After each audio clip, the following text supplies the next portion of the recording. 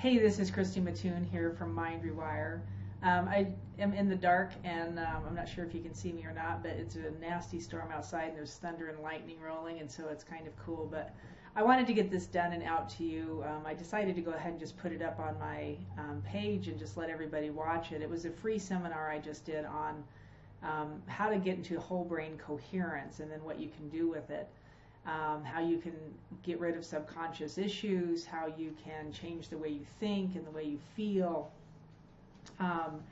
and just different ways you can use it to basically change your life, right? So something that I've used for years. I've graduated to more of a heart coherence thing that I use, and that's the next class I'm going to teach. I did this live with a group of people. It's always super fun when I do that. So this is about 2 hours long. It's longer than 2 hours. It's almost 3 hours long, but I encourage you to watch all of it because God speaks through me at times, and there's different little tidbits of information laced all through this. So not only am I teaching you how to get into a whole brain state, I'm also teaching you how you can use it, right? Thought form and feeling form, and for trauma or incidents. So please take a look. Let me know what you think. Leave a comment and share this. If it helps you, it might help somebody else. And I think in this world that we're in right now, we need all of the help that we can get. So I bless you in your journey, and let me know where I can help. You can contact me at mindrewire@protonmail.com. All right. I bless you and I thank you.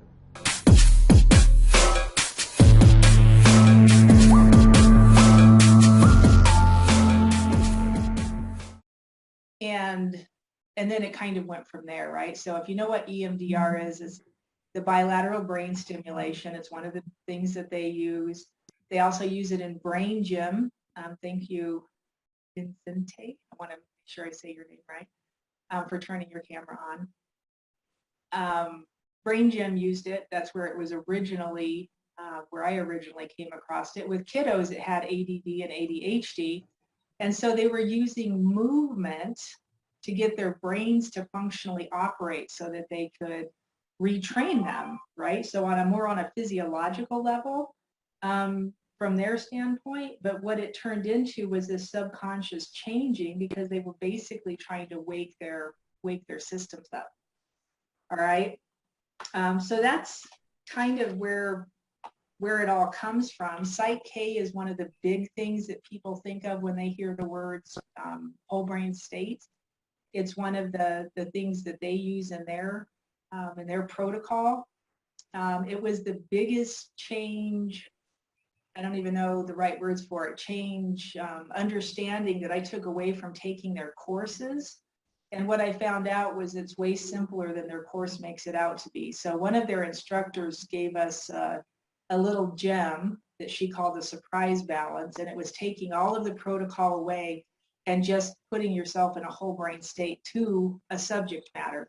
And it caused the same effect, which was super interesting. So that's basically what I'm teaching you here today is her surprise balance is what it equates to, but I've taken it a little bit further. All right. So that's where it comes from. A little bit more about me. I want you to know who I am before I start this. I do have this recording. Just because of the state of the world, right? So we all have different belief systems. We all have different understandings. Here's where I'm coming from. I was raised in a Christian church, in a born-again Christian church. Kind of walked away from that faith for a period of time because it didn't make any sense to me, and some of the stuff still doesn't make a lot of sense. But now I understand why, because teachings were stolen from us. Things that we should have been privileged to and had understanding of were taken from us. I believe we are under right now a world attack, spiritual and physical. I think it's coming from both angles. I believe that there is a new world order that's trying to take all of this over. And the reason I want you to know this is so when I'm working on different things as we're going through this, you'll know where my thought process is coming from. I do believe we're under a mass patented genocide. I do believe that. I've seen enough evidence. I've read enough information on it. I'm pretty sure proof positive that's what's going on. I've seen the patents. All right, so it's hard to deny at this point. I believe we were lied to about a ton of stuff, and I believe our brains were turned off in the early onset. That was their first goal, was to get this to shut down so that we couldn't think or process information, and it's easier for them to do whatever they want to do. They do worship Satan. I believe that. I believe they've infiltrated everything, including churches and theology schools. Obviously, our governments, especially here in America, everywhere. It's not especially here, it's everywhere. I believe that this has been going on before Christ. I really do. I think it started way before any of us even have any idea. This has been going on for a very long time. They've even taken over our languages. Yeah, Melissa just put it in the chat box, and I'll just let you read the chats as these go along, but she just put Afghanistan as just a distraction for something bigger. Yeah, I would say yes to that. I would say absolutely to that. So this has been going on before Christ. I believe that if they worship Satan, that means there is evil. A lot of the spiritual things that we have been taught say that there isn't evil, right? That there's only good. I think that's a lie. I think that's a misteaching, right? We're not being taught right things. And if there's evil, if there's a Satan, that means there's got to be a God. However you define that. Define it however you define it, but there's got to be something there.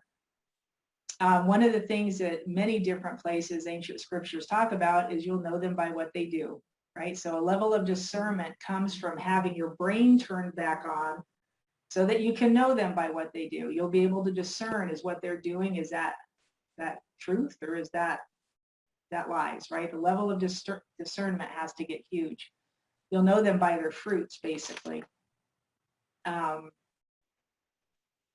So, I mean, a lot of people come to me because they're having a hard time discerning all of this information. And the biggest reason they're having a hard time discerning it is their brains aren't functioning properly, first of all, and probably weren't even before this last 2-year period, but definitely not now. And if your brain's not functioning, your heart's not functioning. And I'm talking on a spiritual level at this point, right? So if we get all of these things functioning and working the way that they're supposed to, today's going to be only on brain coherence. We're not going to do heart coherence, but if people are interested, and I'm hoping more people keep jumping in here, but if people are interested, I'll do one on heart coherence next Sunday. Same kind of idea, just to teach you the basic gist of it and what you can do with it, right? Because they connect, right? The heart and the brain are not separate functioning pieces. They're two pieces of a whole. So we want to get them connected back together. Okay. The last thing I want to say to all of this is I do believe that our governments have declared war against us.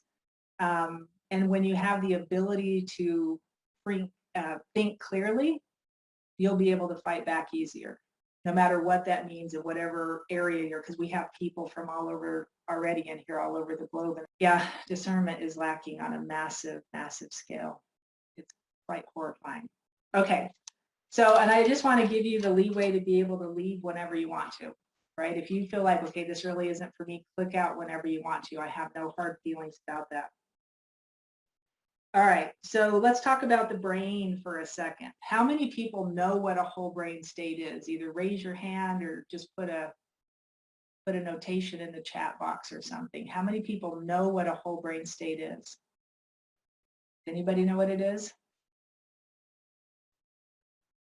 Maybe, maybe not. All right, we'll start way from the beginning. Okay, so you have a brain inside your head, right? It's the gray matter that's inside your skull. Your brain, if you look up a map, right, you can Google a map of the brain. It'll give you all these parts and pieces of the brain. On a big functioning level, there's two hemispheres, right? A right hemisphere and a left hemisphere. Most people operate out of one of those. You operate primarily out of your left hemisphere or your right hemisphere. Most people don't get a lot of interaction from both, right? And that's probably part of all this stuff that's going on here. There's no probably to it. It is part of everything that's going on here. So what we want to do is we want to turn that left-sided thinking or that right-sided thinking into a whole brain state. We want to have a whole brain thinking. So the connection that moves through, it's a neurological connection. There's a lot of neurological wiring through the corpus callosum, right? It's in the center of your brain, down the center, right? If you just tapped along the center of your head, you actually can give some stimulation to that and start turning it on. The corpus callosum itself will start to move. If you're predominantly left-brained, you're more structured, you're more critical thinking, the more scientific, mathematical, right? That kind of stuff.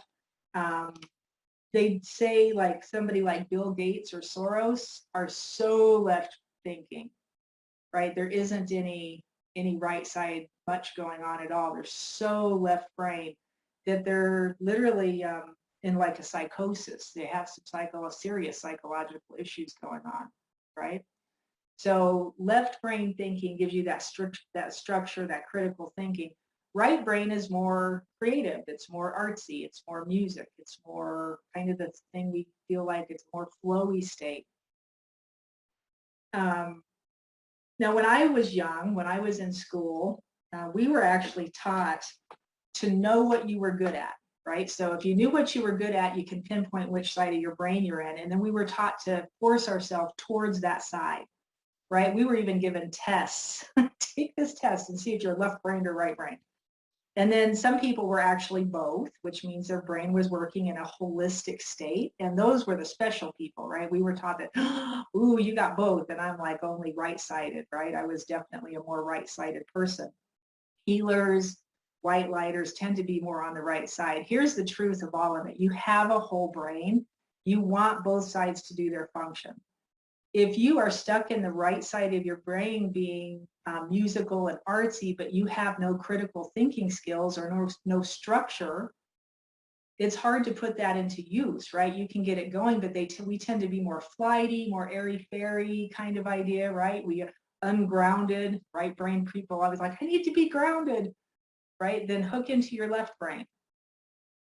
That'll ground you in a heartbeat, right? So understanding that, first of all, is a big key. Left brain people tend to get stuck in this really functioning, you got to think through it, you got to get in there and dig through it, right? Which is how psychosis starts, because there's nothing creative, the extension into the creativity that just gets stuck over here grinding all the time. So we want to turn that back on and get the movement flowing again. It's just basically not healthy to be one or the other. You want to be both. So think about predominantly left brain people. See if you can like think through who they are. I mentioned Bill Gates and Soros on our end of the world, right? Those are definitely. I think the dude that runs Canada, Melissa said that was me. You're more left brain. Yep. So logical left, intuitive right for that. Yep, good way to look at it. Right? So think about being more creative, right? You got an artsy person that's doing all this wonderful, beautiful stuff, and they can't put it into any systematic way to get the work done. Or on the opposite side of it, you've got somebody doing all this critical thinking, but there's no creative flow to it, right? So and it's the same thing. You just get stuck in those things. People have a super hard time with this. When people start synchronizing their hemispheres, they start seeing synchronicities. This is when people all of a sudden are like, why am I seeing like 111 and 444, and what does that mean? And right, and we start going down this little bit of a spiritual slope at that point. But when you're whole brained, you start seeing things you wouldn't see otherwise, right? You start seeing into, sometimes people literally start seeing into the spiritual realm when their brain is functioning and whole and connected to their heart. So we want more of that through this crazy time. I don't think, another thing I believe is that there is no normal. Whatever we thought normal was, we have to keep bending and changing as we move through this period of time, right? It's kind of a key to everything at this point, is being able to, keep your wits about you and just keep going. So we want to stay in this whole brain state. So let's talk a little bit about how it works. What is a whole brain state and how this works? I want you to draw a line down the center of your body. So from the top of your head all the way down, right, your body. Noticing the right side and the left side. Your left brain, right, so the left side of my brain controls the right side of my body. My right brain controls the left side of my body. I don't know exactly how all that works. I just know that's the way it works. If you want more of the science into all of this, you can dig on into that on your own. The purpose of the brain, one of the functioning purposes, is to stabilize the physical body and to stabilize the system, right? System meaning your physical body, your energy body. They're not two separate pieces. They are two pieces of a whole unit, okay? So the purpose of your brain, one of the purposes is to help stabilize the system. So when you move your body, with every step you take, your brain is clicking in and out of all of your muscles and ligaments and tendons going, turn this on, tighten this up, loosen this up, turn this off, right? As my left foot steps forward, my right shoulder swings forward, and it's your body's ability front to back, side to side, and cross laterally to stabilize the muscular structure to keep you taking more steps forward, right? If all of the muscles always stayed tight, you would not move very well, right? If they all stay loose and flaccid, you would not be able to move very well. So it takes this concerned effort with your brain to tighten and loosen everything and keep it moving forward. Does that make sense? So your brain is a stabilizing unit. It works the same way with emotions. It works the same way with feelings. Your brain stabilizes the system through all of these things. So I want you to think of it this way. We've got this line drawn down the middle of our body, and I want you to pretend like you're in a gym, and you're going to do like a bicep curl. Remember the old bicep curls where you're just going up and down, right? This is just a lateral movement. My back has muscles turning on and off every time I move. My front of my body, my abdominal wall is tightening to keep my body upright and stable.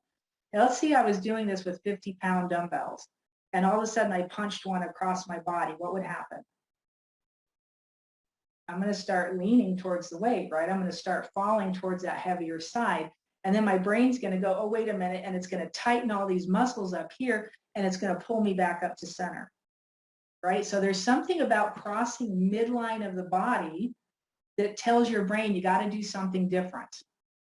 Something different has to happen. This is kind of the whole thing behind Brain Gym. So they get these kids in there with ADD and ADHD, and they have them doing cross crawls and marching, anything to get that bilateral stimulation going on, right? And then teaching them while they're doing that, okay, which is kind of what we're going to be doing. So just recognizing that your brain has to do something different when you cross midline of your body. Now, this just kind of, it makes me giggle every time I think about it, because it's one of the false teachings that we were given, was not to cross your arms, right? What does this mean when I do this and I'm in a group of people and you're being standoffish, you're being rude, right? That's what they told us. My brain is trying to stabilize whatever it is I'm standing in front of, right? Yeah, closed or closed off. The lie. They didn't want you to do this because your brain would start working, right? So we were taught to stand with our arms at our sides, or, you know, however you were taught it. And you stay in this plane, and your brain just goes towards whatever it's told. If I all of a sudden cross my arms and even my legs, right, I've seen people do this, standing in a circle, and all of a sudden they're crossing everything. And then they start leaning in because all of a sudden their brain connects and they're like, oh, I'm getting it, right? They start understanding, right? So you were taught not to do that. An example that a doctor used years ago when I was in a psychiatrist office, I spent years in a psychiatrist office until I figured this out. And I was jumping from EMDR practitioner to practitioner, trying to understand what they were doing. He goes, pretend like you're walking towards a huge hole. You see this huge hole in the ground, because it's just a good way to understand this. You see this big hole and you keep moving. You keep walking towards it. And your muscles are firing and doing their thing, and your brain is looking at this hole, right? If you're in your left brain, what do? Walking towards a huge hole, I'm totally in my left brain. What do?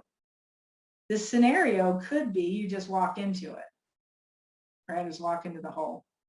Or you start thinking of, you know, ways to move around it or build a bridge over it. You start getting technical and trying to figure out how to do this. If you're stuck in your right brain, What do? Right? My first thought was fill it with dirt and put flowers in it. Right? What does a right brain person do? They could just as easily dive into it, right? We jump into the hole. If I'm in a whole brain state, I'd probably just walk around it.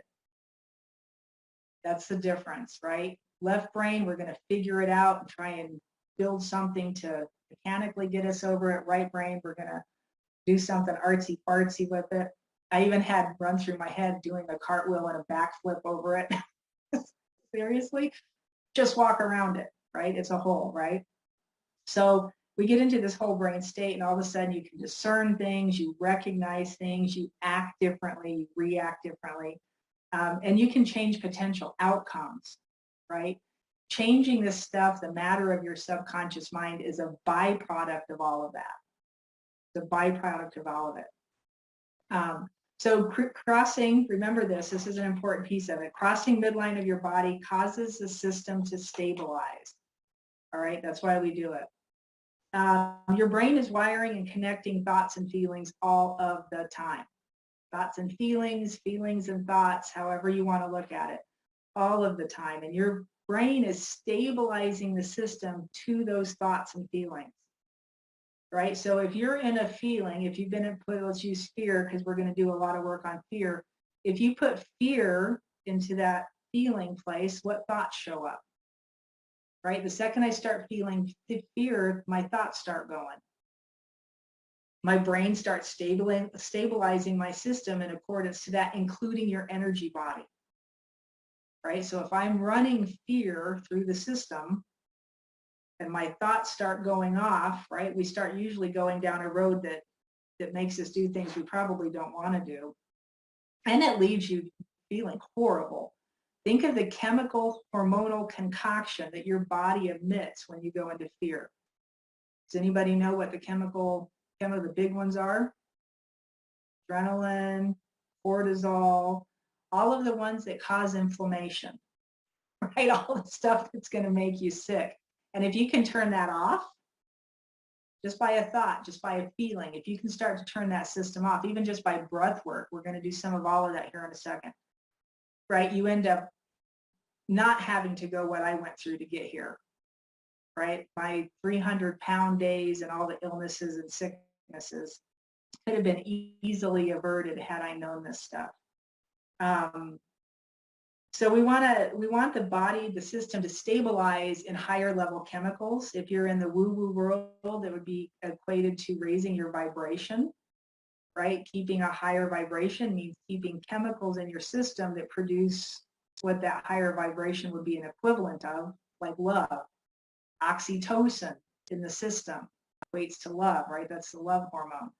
Any of the better neurotransmitters that make you feel good, dopamine, serotonin, melatonin, right? All of these ones that attribute to the better feelings. And it'll keep you out of catastrophic failure no matter where you're at in the world or what's going on, right? To stay in that place. So the reason we do a lot of this work in the past was because you had something locked in your system that you didn't want there anymore. Right? We wanted to remove all the negative subconscious programming.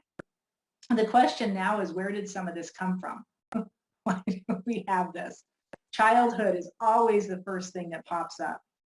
But you go beyond childhood and you start wondering, okay, you know, I did all the work on my childhood and something still isn't right. Now what? What else is there? And you start thinking governments. You start thinking New World Order kind of stuff. You start thinking, you know, the bigger scope. What have you been taught your whole life? And I was just listening to a man the other day on a channel, and he was talking about hypnosis. He was the NLP practitioner, one of their high-end ones. And he goes, if you only knew that the easiest way to get into somebody's subconscious is to give them a high-powered emotion, you're in. In that second that you send that high-powered and they feel it, you've got your in. And in that moment, I can tell you to do anything, whether it's from a state of peace, a state of anxiety, a state of fear. So what the New World Order has done is they've put us all into a state of fear. And this has been going on for centuries. It's not just today. It's not just yesterday. It wasn't just last year. This started a long time ago. And so that level of fear that we reside in is part of the buildup in the system. If you could remove the fear, who would you be? What would you be doing? And this is part of the problem, is people don't know who they are without their fear. People don't know who they are without their illness, because it's so programmed into our system, right? What do you do if you're not in fear, if you're not ill, or if you're not fighting with yourself? So let's think about the subconscious mind for a second. What is the subconscious mind? We talked about it a little bit before, right? We know the conscious mind is our thinking mind. It's where we do most of our daily activity, or we think we do. The subconscious mind is that under, right? If you look at it like an iceberg, there's this little part above the water and this huge part below the water, and they say that's the subconscious. And it's equated to the neuroplastic that's in your brain. So every time you think a thought and have an emotion to it, we've got a neuropeptide and a protein that come together. The closer they get together, the faster a synapse fires in between them that helps you create more of whatever that thing is. So let's stay with fear for a second. If I hear Joe Biden say something that they're going to send troops door to door to give everybody a shot, and I go into the fear of that, I've created, right? I've got the neuropeptide, I've got the protein. Every time I hear it, I get a little bit more scared. I think about it a little bit more, and it fires faster and faster and faster. I'm programmed. Because the second he said it, I went into fear, right? Wherever you're at in the world, put that into play with whatever you've got going on wherever you're at. So that level of fear gets locked into my system, right? That's what we're trying to undo. Trying to undo it is literally just pulling it back apart, which means you put something in its place, right, that helps keep it coming back apart. And that's what a whole brain state can help you do. What we also know now, it's not just the subconscious. The idea of the subconscious mind is a concept, right? It came from Freud back in the 40s. I think he was part of the New World Order. He gave us all kinds of misinformation. And maybe it was just because he didn't know. I'm not real sure. But it's not just the idea of the subconscious mind, that this is where we store information locally so we can repeat something, right? Good or bad. We repeat whatever's stored there. It's that neuroplastic, and we know this now from neuroscience, that we're building this as we move along, but also every cell in your body has this information. So this is why sometimes the old affirmation idea didn't work. Most of the times it didn't work. Think the thought, think the thought, think the thought, think the thought. We got the good affirmation, good affirmation, good affirmation. And then my gut kicks in and gives me this feeling, right? What is that? Your gut produces neuropeptides. It has neural information. Your gut gives out more neural information than your brain does. Did you know that?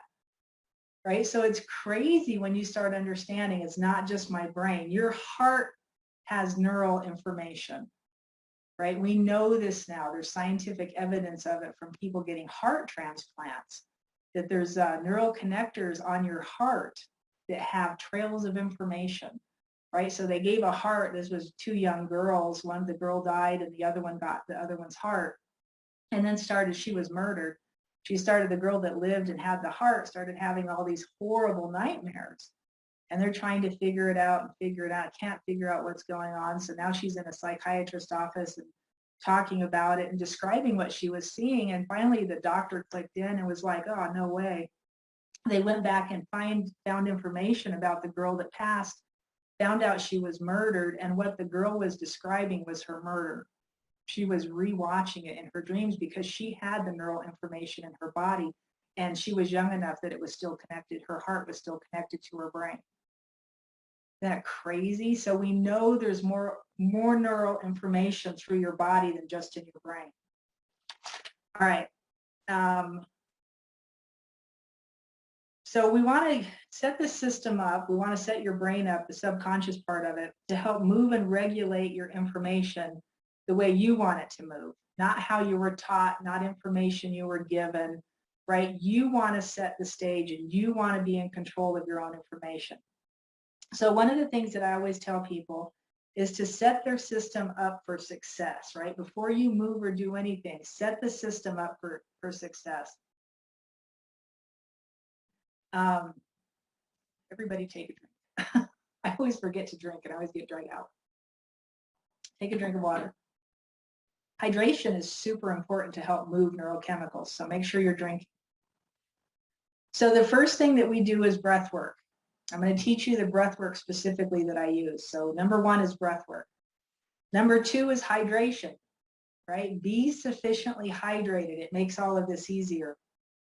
Always have a pen and paper handy to write stuff down. So you'll see me over here writing while we're doing this work, because you want to write down what it was you were feeling and what it is you're working on, so that when you take another breath, right, sometimes it just like leaves you and you're just like, oh, I don't even know what I was doing. Rewrite it down so we have notes to compare it. I'm going to teach you how to do a body scan, right? We want before and afters. My body scan before, here's what I feel like, right? Here's the information I was working on. This is what it feels like. And then after, and you do another body scan, you feel it again, right? You want the before and afters. And then I'm going to teach you how to do a crossover pattern to get yourself into a whole brain state.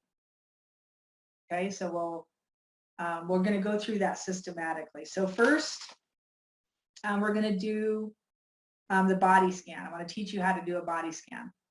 Body scan are super simple. It's just getting to know yourself, right? Start at the top of your head. Close your eyes if you want to. Take a breath, and as you're exhaling, start scanning through your body. What you're looking for is anything. What am I thinking? What did I feel? Is my back tight? My stomach hurt? Do I have a twinge in my toe? My thumb aches, right? Just notice what you're feeling. So you're just scanning down the system. And then I write that stuff down, right? I want to know these little subtle changes, right? So right now my ankle hurts. This is very literal. That was the ankle that hurts. I just moved it. My thumb has some weird thing going on because I tore all the tendons and everything in it about 2 years ago and never had it looked at. So right now my thumb is kind of, ooh, it just popped. Yeah, I talked to it and then it moved. So that hurt, right? So I'm writing those things down. That's what I'm putting on my paper right now. So my ankle, my thumb. All right, so anything you're thinking, you can write down, right? Especially if it's a negative, pervasive thought, write that down. Anything that, because you just want to be able to weigh it against what's different. And then once you've done your body scan, you can take a few minutes to do this if you need to. Once you've done that, we're going to do the breath work. The way I do this is functional. So I'm going to teach it to you in a very functional way. I was a personal trainer after I lost all my weight for about 4 years. And a neurokinetic therapist was kind of my jump into all this work. So when you breathe, breathing functionally is way better than some of the guru, right, crazy breath stuff we do. And if you get into that, I think Wim Hof is probably one of the best. So if you move away, you want to expand your breathing techniques, go towards Wim Hof, right? Because he's done tons of work in that area and it's not guesswork for him. He's teaching you functional things that he's learned along the way. He's a guru at breath. So the way we do it is I want you to think about your rib cage for a second. Your rib cage is a tube that runs down the center top part of your body. There's joints locally in the front where the ribs come together at the sternum.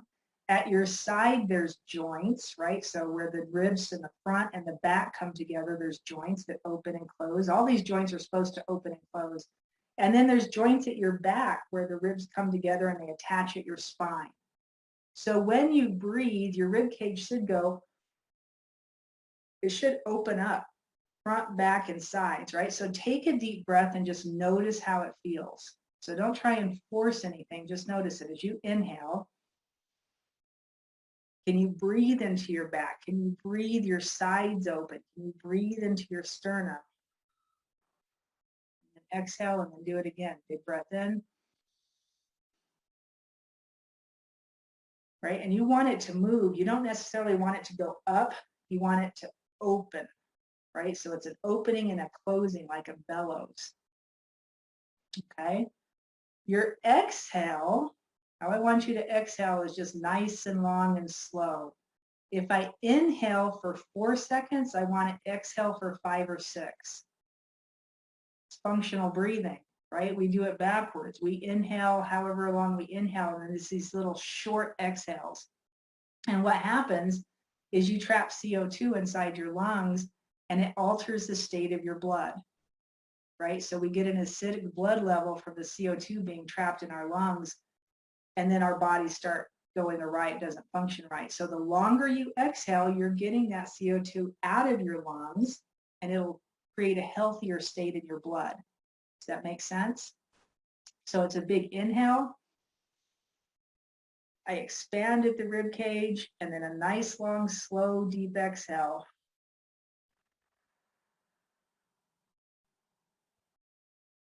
And I can exhale way longer at this point than I can inhale, which I think is kind of strange and weird, but it's from practicing it for so long, right? The other thing that those long exhales do is it drives oxygen deeper into your cells. This is functional, right? This is a functional breath. If I exhale nice and long and slow, the action of it is to move the oxygen in at a cellular level, which creates healthier cells. All right, so we're combating a lot of different things here. It also calms down your amygdala, right? So there's interplay with your vagus nerve, how it connects into your brain, and then it connects and innervates to every organ in your body.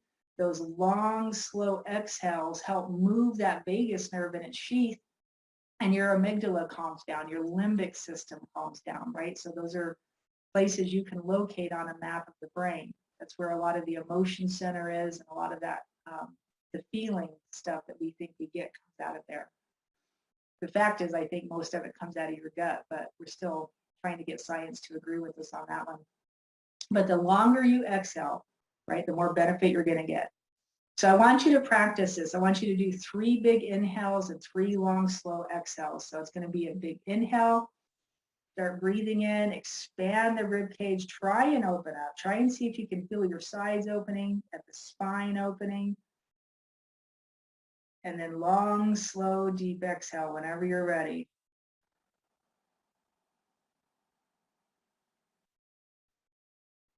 And then at the bottom of your exhale, you're going to inhale again.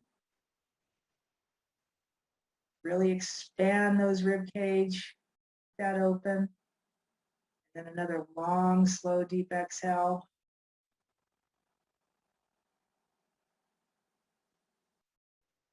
And then we're going to go one more time. Big inhale. Long, slow, deep exhale.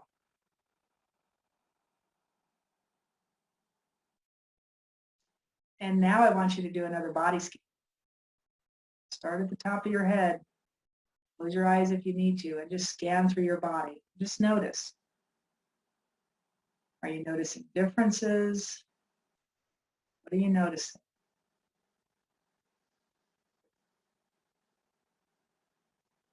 Type it in the chat box. What are you noticing? What was different? What was the same? What was different? So we only did 3 breaths. If you did 10 of these every hour, you could probably change your whole physiology pretty quickly just by oxygenating your system, right? Hydrate your system, oxygenate your system. You'll get huge changes in your physiology. What did we notice?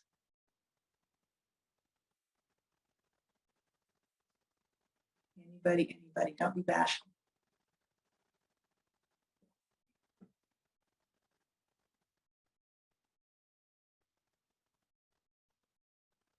Feel free to turn on your microphones too if you want to come in that way. That's totally fine. Lily says, even my injured wrist hurts less. Yeah. Mirajan. I hope I'm saying that right. Mirajan says it's more calmer. Yep. I'd be surprised if you weren't. Anybody else feeling relaxed? Yeah. Weird, isn't it? Just from breathing. Just from breathing. So my recommendation, Melissa said, I could focus better and the energy wasn't stuck in my head. I feel the tingling down my legs. Nice. Very nice. when you do this, my recommendation to anybody is to 10 breaths like that every hour. Train yourself to breathe that way, right? The more you do it, the more your body's going to go, oh yeah, this is how I'm supposed to breathe. And it's going to do it naturally, right? Once we learn this whole brain state idea, you could put yourself in a whole brain state to your breath and then sit there breathing and train your subconscious, right? Wake it up and go, hey, remember this? And your brain will go, oh yeah. And then you'll start doing it naturally, right? It's crazy, right? So that's how you could train yourself. Rico is asking, I have a question. When you inhale, what do you do with your belly?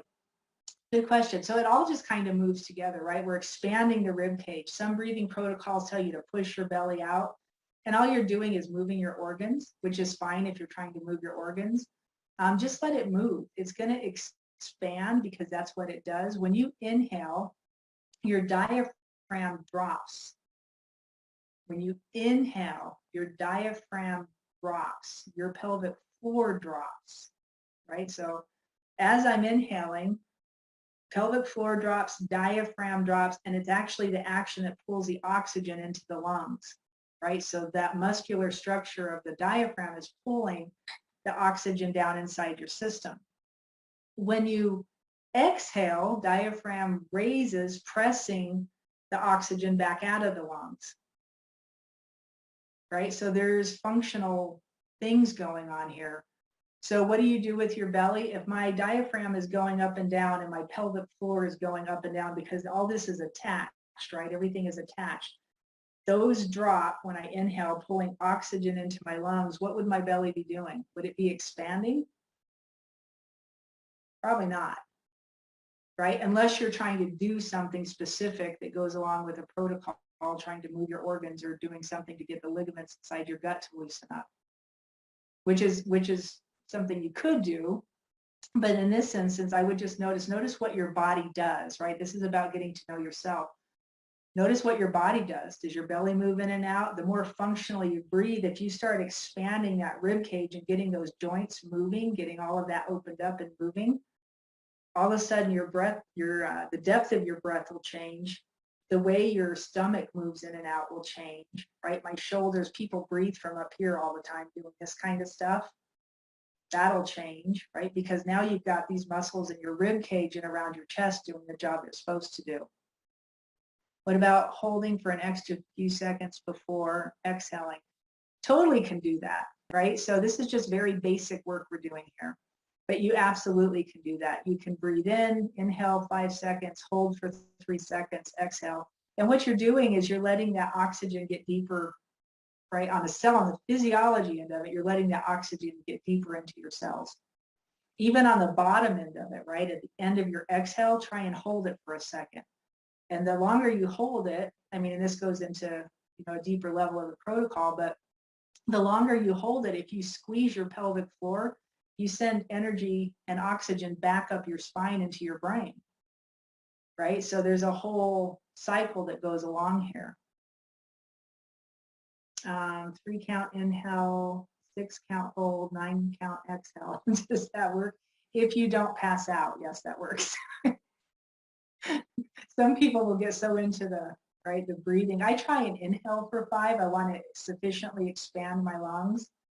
And then my hold is only 2 or 3 seconds if I'm doing that. And then my exhale is usually 9, 10, 11, or 12 seconds, depending on the state of my lungs, right? So we're under a lot of smoke right now from the California fires. It's not easy to breathe right now. You're very welcome. Very welcome. Okay. So that's the basic breath work. Expand the rib cage, inhale, piriformis or pelvic floor drops, diaphragm drops, oxygen comes into the lungs. Hold it if you want to. Exhale long and slow, right? Do this. If you only do it 3 times, 3 times is going to get your noticed movement. If you did that 10 times every hour, that's my recommendation, is try to do it 10 times every hour. And do that for 2 or 3 weeks. You can train your system to do it on its own, and then you don't have to do it anymore, right? Your body will kick back in and go, oh yeah, I remember how to do this. And then you'll have that, okay? When you're doing this, you're calming the the fight, flight, freeze, right? Everybody gets stuck in. If that has not shut off, right? If you're stuck in a fight, flight, freeze from like a trauma or an incident or your childhood, which was my story, we want to unlock that, right? So I'm going to teach you how to unlock that. We call this in the neurokinetic therapy world, we call it a global shutdown, right? So people who do energy work will come in and try and do all this muscle testing and all this stuff on you, and it doesn't do anything. And this is where I had got caught, right? Because the system itself, the energy isn't moving right. My breath isn't right. My brain is shut off. My gut's probably tied up in knots, right? For fight, flight, freeze, for whatever the incident was. And if you can't shut that off and reboot your system, right? So we're looking for a reboot to the whole system to get it working right again. So that's what this is. So same idea. You're going to sit breathing, and we're going to do this for 3 minutes, right? So you're going to do, where'd my clock go? We're going to do the breath for 3 minutes. And this is exactly what I do is I will go onto my lovely little phone here. I can make it work. I'm horrible with this game. Find the clock. Somebody moved my clock. Every time they reset my phone, everything moves, right? So I find my clock timer dealio and I set it for 3 minutes, right? And then I'll hit start. I'll start breathing. We're going to breathe for 3 minutes, but while you're doing this, I want you to cross your ankles. You can't really see my ankles, but I want you to cross your ankle. I don't care which way, doesn't matter right now. Just cross your ankles and then cross your wrists, right? Some people like doing this jobby, right? So you kind of cuddle up with your bad self. This actually places your hands over your heart. There's a function behind that also. If you want to just cross your wrists and drop them in your lap, that's fine.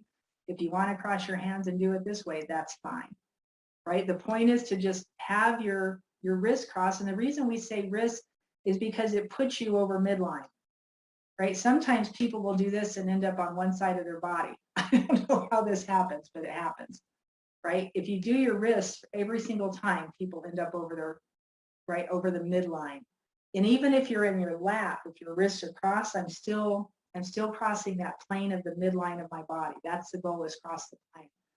So we're going to go for 3 minutes sitting in a crossover pattern. That's what this is. It doesn't matter which way.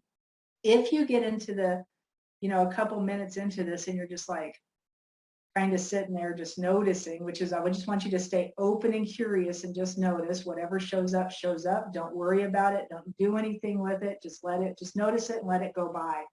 And I'll keep instructing you to do that. If you get kind of twitchy feeling, switch your ankles.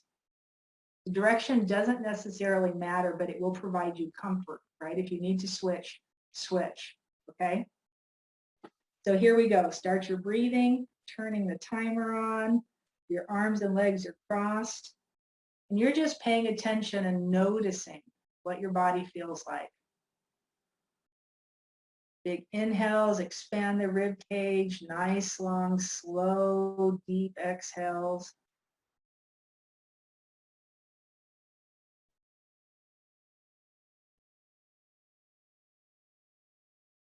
Be open and curious, just kind of noticing and paying attention.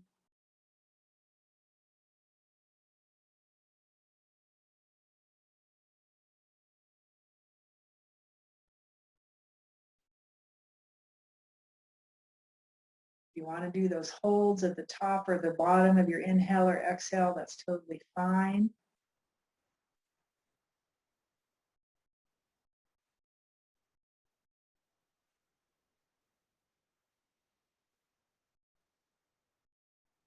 Try and pay attention inside your brain, just noticing what it's doing. Maybe you'll notice what it feels like. Keep your awareness inside your head.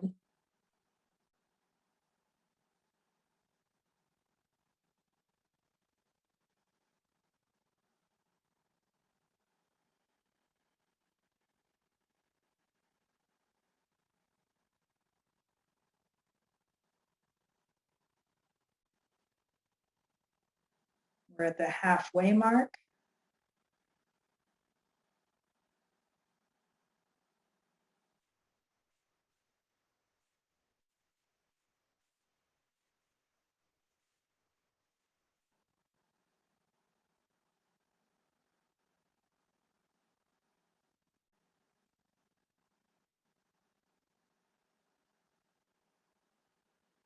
Be open and curious. Just notice what your body's doing. Notice what your body's saying to you.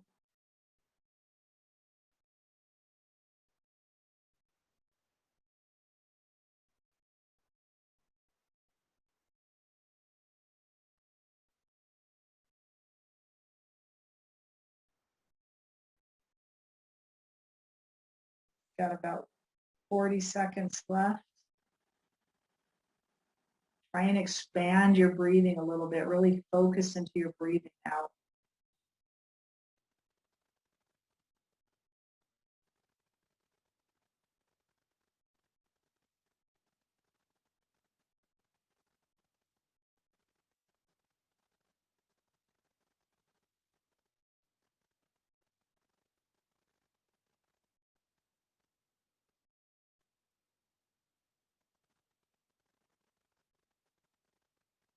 And 5, 4, 3, 2, 1. Take a final cleansing breath. Big inhale, nice long deep exhale.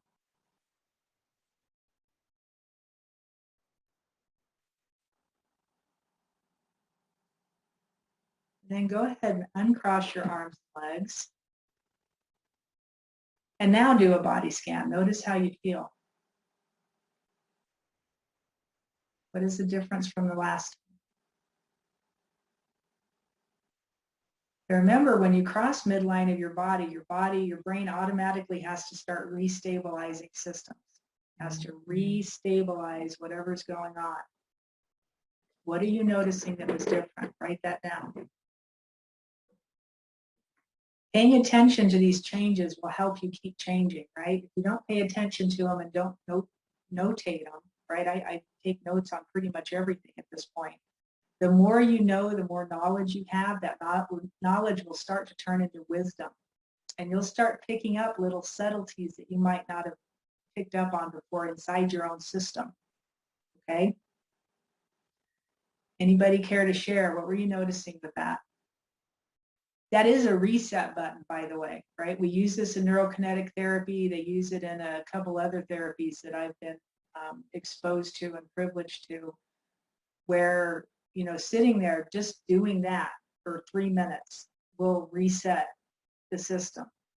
Now, if it's not sufficiently out of whatever the it is not sufficiently out of your subconscious mind, it can kick back in, but now you know how to reset the system. It's like a reboot, right? If I go on shutdown, I'm in fight, flight, and freeze, and I'm just like locked into my head or into my own space, I can sit and do this for 3 minutes and efficiently reboot the system so I can get up and keep moving. Yeah, super calming, right? And Melissa's asking, as long as the exhale is longer, it doesn't matter the timing. No, it does not matter the timing. Make your exhale longer for sure. Yeah. All right, does that make sense? Is everybody tracking with me so far? Keep noticing how you're feeling throughout all of this. Okay, so now that you know how to reboot the system, if something happens, this is my go-to, right? If I'm using a whole brain state concept, when we move into heart coherence, this will change a little bit, but just for brain coherence, if you can get your brain to stay on, if you can keep it out of fight and flight, you've got all kinds of room to move, okay? People that are globally stuck, like I'm stuck, this is my first go-to. Cross your arms and legs and start breathing. Let's see if we can get that part unstuck, whatever it is. Now, if you're stuck, like people say, if you know chakra work and that kind of stuff, my throat's stuck, like something, the energy in my throat, whatever their throat's always the big one, right? Usually it's thyroid, right? Directly connected to all the glands and everything in here. There's more going on than meets the eye. If I sit and do that posture and I do the breath work and then my focus and awareness is here, guess what happens? This opens up, right? The throat chakra, if you're looking at it from an energy standpoint, the thyroid starts to alter. My brain has to start to recenter and restabilize wherever my focus goes. Does this make sense? I've got gut issues. Can't clear them. I can't fix them. The doctor can't heal them. No medicine in the world has never changed any of this stuff. But I say, okay, something is stuck, right? It's the physical body, it's the energy body. Two different things we look at. Most people don't put them together. It's one whole thing. It's not two separate pieces, right? So I've got a gut issue and I sit down, I cross my arms and legs, I do my breathing for 3 minutes with my awareness in my gut. Now what happens? My gut starts healing, right? It's amazing. It's crazy amazing what you can do for yourself. Does this make sense? Are we tracking together here? Okay. All right. And then take notes, right? So if my gut ended in this kind of healing place, I want to keep going back and doing the work until it's fully healed. So I keep taking notes on what I'm doing. So now I want you to understand, we're going to kind of hold on to all of that for just a second. I want you to understand this. Understand the hypnosis and the fear implants that we've been given. What fear does in your system. Because fear causes a global lockdown. It causes the whole system to pretty much collapse, right? Internal system. We're talking internal dialogue here. So when fear happens, it's because somebody's given you a feeling, try and stay with my English here, has given you a feeling that causes a chemical hormonal reaction inside your body, right? And because we were taught to sit and listen and do whatever we're told, right? The fire drill at school goes off. Remember the old fire drills when we were in school? And you were taught to get in line and stand there and pay attention and listen, do whatever you were told. That was a subconscious training. Look around the world. What are people doing now? Fire drill bell went off, right? The fear alarm sounded. Wow! Everybody went and stood in line, and they're waiting for next instructions. Yeah? You know what I'm talking about? Are you seeing what I'm seeing? It's been taught, right, through this level of fear. So they give you the feeling first, right? They give you this feeling of fear. The fear emanates in your body through the chemicals and hormones. I have something all of a sudden that I can feel that's tangible. And then I create a belief. I believe what they said. I believe what they told me to do. I believe that I had, right? If I didn't want to end up in the fire, I had to go stand in the line and walk outside with all the other good little girls and boys. Right? How many of you did what I did and went and hid in the boiler room because you wanted to see the fire? Right? I'm not a good little boy or girl. I just go do whatever I want to go do. Right? Well, what is that? Right? So they trained us to do this, or you broke the rules and you went and did your own thing. And you got in a ton of trouble, but that's how it works, right? So the hypnosis works that way. They give you the feeling and then you create a belief, right? Even in NLP, the way this works, we're looking to get into the subconscious mind. You enter through a brainwave state of alpha. All right, so I'm going to show you how to get into that super easy. When they like show you a commercial or they show you something on the news or they show you something on the TV and it puts fear into your system and you sit there and you keep glued to it, it automatically opens up this brainwave state, right? They can do it with color, they can do it with sound, they can do it with whatever they're talking about. And then you feel the fear, right? It grips you, whatever it is that's going on. And then you create a belief to it. I believe what they're saying is true. I better go get the shot. I better go do the thing. I better go whatever it is. Or, right, I sit for a second while I'm listening to it and I'm in a crossed over pattern doing my breathing while I'm listening to that so they can't enter my system. Right? It's effectively a good block is what it is. And then I get to choose. I get to make up my own mind. But we were taught fear. Here's my belief about this. Fear is not a human emotion. Did you know that? You're taught it is, but it's not. It's not a human emotion. Look up the word in the Aramaic. Go back in ancient languages and start understanding some of these concepts in ancient languages. Right? Fear was taught to us. Fear was taught to us. The word itself If you go back in the Aramaic, and I could show you this because I pulled it up. Let me get through this real quick and then I'll show it to you. We were taught to act and react based on whatever we think is going on around us, right? In a fear state. That's why most of us are unhappy, because we were taught to be unhappy. You were taught that nothing's going to go right for you. You were taught that, even manifesting things, it's never going to work, right? It never happens the way it's supposed to. It never happens the way I tried to think it through its endpoint. It never manifests the way I want it to. You were taught to think that way, right? Over and over and over again. Commercials, the news, whatever happened in your country that caused a huge state of fear. When 9/11 happened here in the States, the amazing fear factor that people canceled flights, they canceled trips, they canceled their life for months on end because we didn't know if there was going to be another attack, because that's what they kept saying, right? That's what they kept telling us. And so the fear factor, everybody locks it in. We believed every word we were told about who it was, how it happened, blah, blah, blah. That's a fear implant. We were implanted with fear. Keep going back through your country's history. Wherever you live, you will find these places where the government did whatever, or an organization did whatever, or a company, Microsoft's another good one, right? They are great at implanting fear.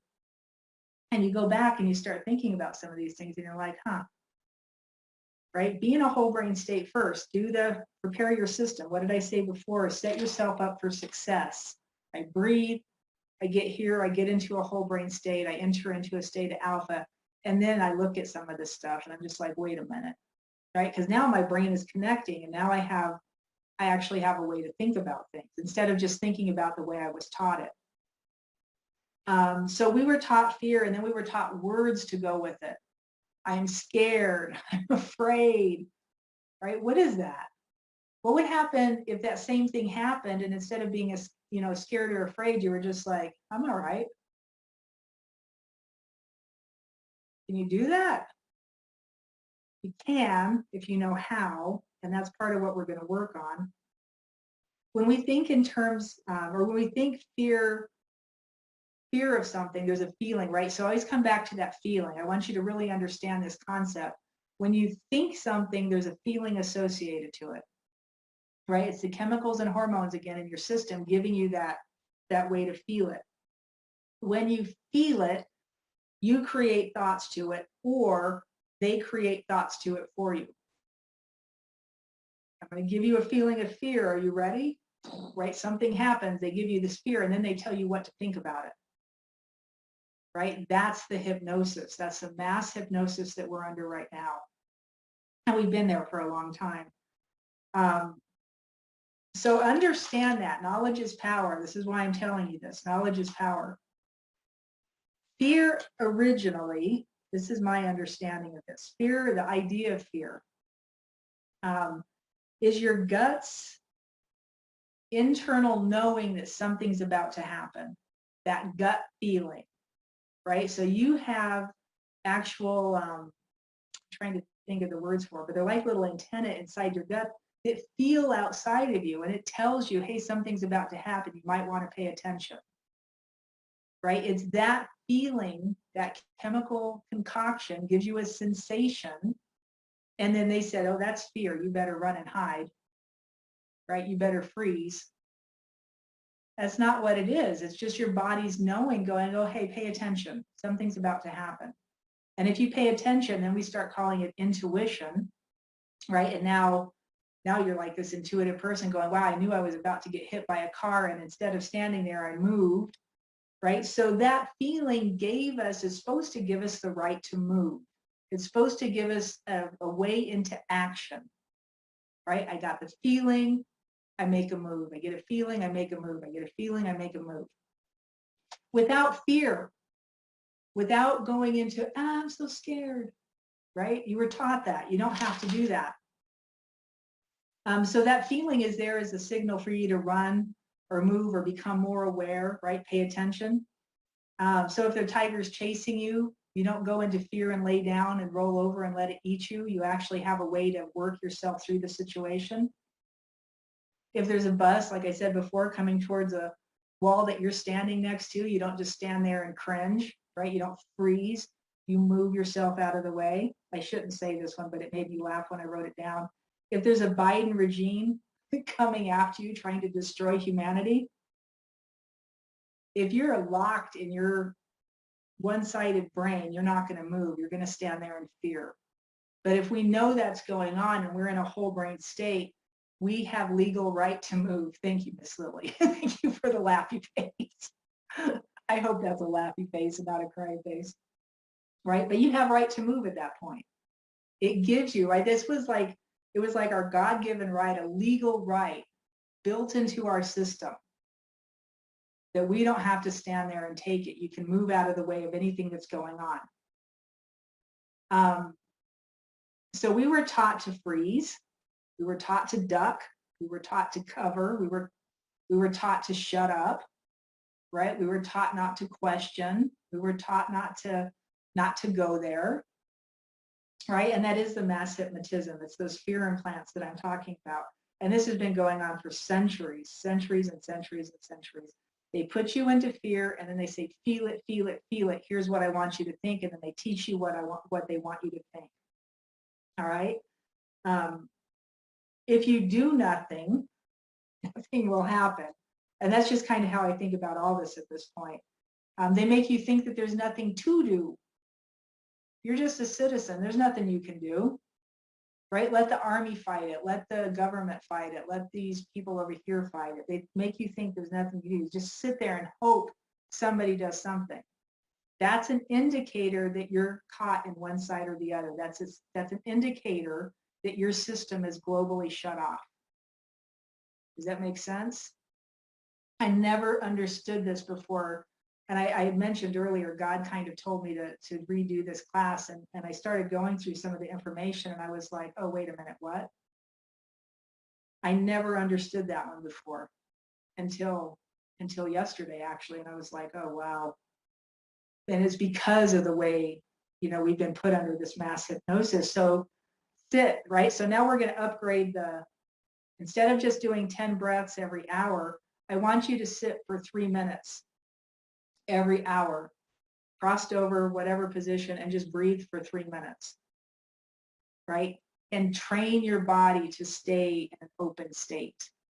Train your body, right, to stay in that higher vibration, because when you're in that state, you're calmer, you're emitting a better chemical concoction into your own system, yeah? Melissa's asking, can raising our individual vibrations help elevate the vibration of the earth? We're not going to go there just yet. Fear of the Lord is definitely intentional mistranslation. So that's actually where we're going to go. So let me share my screen with you really fast and see if I can find the right one here.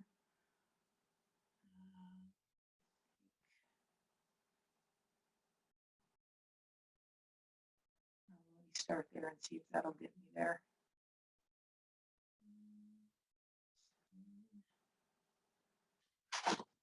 Work. Oh, here we go. Not the right one.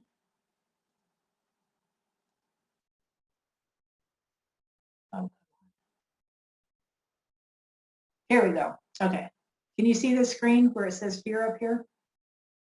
I lost everybody's face. Can you see this? Somebody give me a thumbs up if you can see this, because now I can only see a few of you. Yes, okay. Thank you, thank you. All right. Put this back down. All right. So fear, this is from a book called The Living Word, and this is actually from the Ancient Hebrew Research Center. These guys are really cool. They do a lot of good stuff. So fear, right? We're going to take it back into the ancient language so we can understand it a little bit more. So fear, first of all, is an abstract concept. What? Not an emotion? Nope. Not an emotion. It's an abstract concept. And the Hebrew, it translates out into a few different words, and we're going to take a look at a few of those. So the first one comes out in a few different ways. And I'm just going to kind of skip through this as I go down.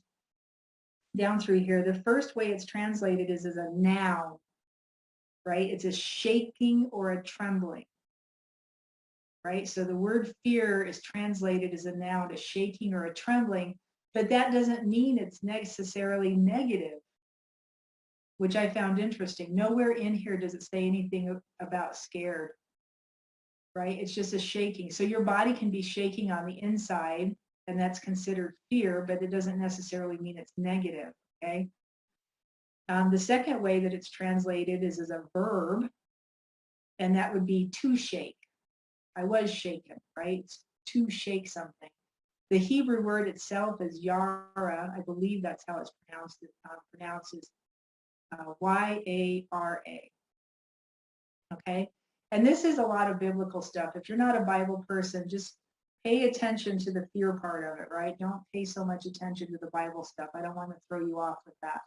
But if you are, this will make a ton of sense, right? So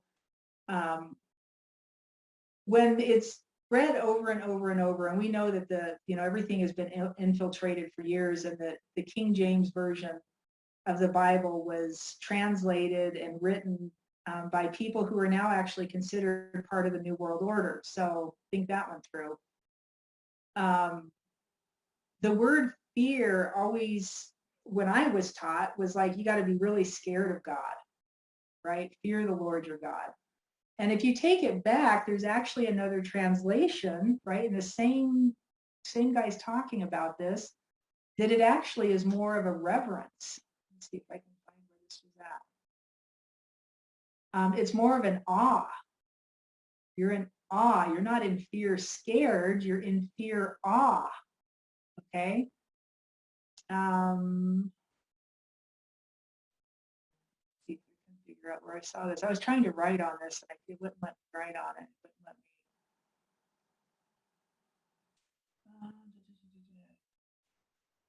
All right, anyway, you can come back and read this yourself too. I'll put the link in the chat box so you can grab it if you want it. But so think of fear as, the chemical construction. We're going to go back into the physiology for a second. Think of the fear in the way of chemical construction. Whether you're in awe, whether you're shaking and trembling, right? Not a good or bad thing, just shaking and trembling. And for me, that would mean awe, right? Or whether you're actually scared of something, it's the same chemical concoction. Physiology dictates, right? So it's how you translate it, right? So how do you translate the word fear? And that's why you have to understand this stuff. Down here, another word for it. There was another word. So from the verb word, I think it was in the female, it has an H at the end, meaning to throw. It's closely related to the verb yara without the H, that they were saying they're examining. Not only related to the sense, both are from the same parent root. Somewhere in here it says that it actually means to flow out of the gut. Go up 2 paragraphs, right up here. The verb yara literally means to flow out of the gut. There's your gut feeling. It's how you translate it that makes a difference. Do I translate it into fear? I'm scared of everything. Or do I translate fear into awe, meaning I'm reverent towards it? Whatever it is, right? And if you can stay in this state, I talk about peace a lot. You can stay in a state of peace and stay out of fear, which means you would have to be in awe. Depends on the chemical concoction you allow into your system. Fear all of a sudden alters. You don't bow down to fear. Fear bows down to you. All right, does that make any sense? See what we got in here. I've asked a few times before, if you can turn your ancient language as a key. It's a huge key. Huge, huge, huge key. I always take words back into the ancient language, especially when you find out fear is not even an emotion. That just makes me angry. We have been so lied to, y'all. So lied to. All right. So these equate to the same feelings in the body. Here's how we're going to do this. I'm going to teach you how to get into a whole brain state. So the crossing of the arms and legs to a subject. We are going to use the subject of fear, all right, from the feeling state. So you can think of things in different ways from a feeling state, um, a thought state, right? Thought form, feeling form, or from like an incident, a trauma, something that happened to you. And so we're going to start with this feeling state idea. And when you think about the feeling state, I don't want you just to think about it. I want you to feel it, right? So gut level feeling. I want you to take this idea of fear, go to your gut and feel it. See if you can find it. Give me a thumbs up when you can find the feeling of fear.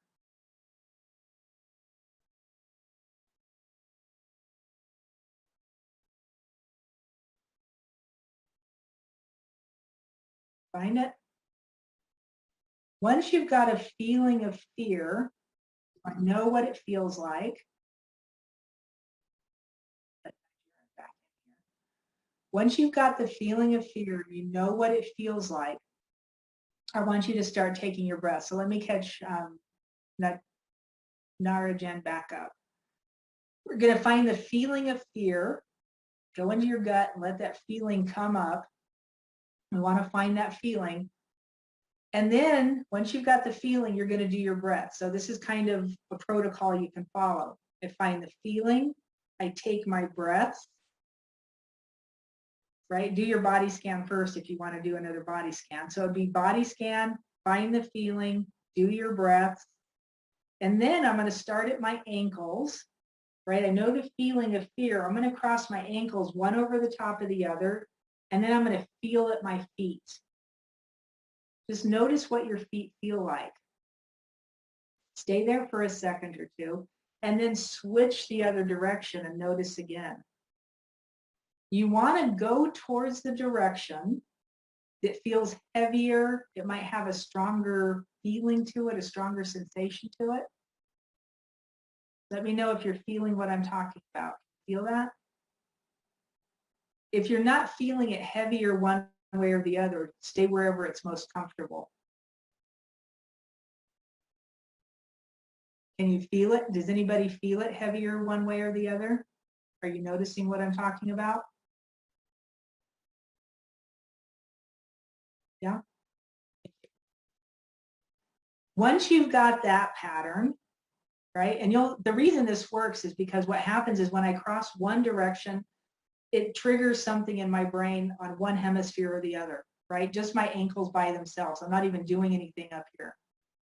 My ankles crossed over, it's locating in my brain, where is this fear, right? And we're just doing this by feeling.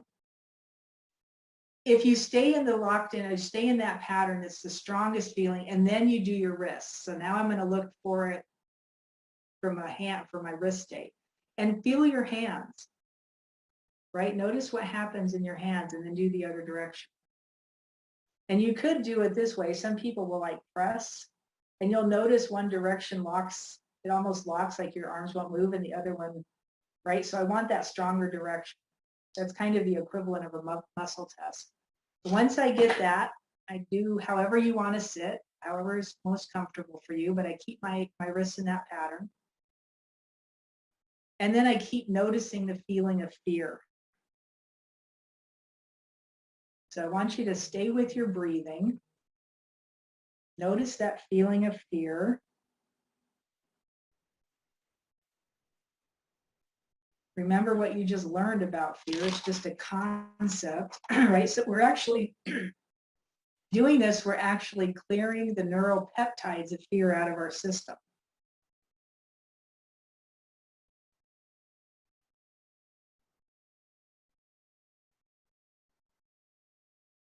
Stay with your breathing. Try and keep your focus on that feeling.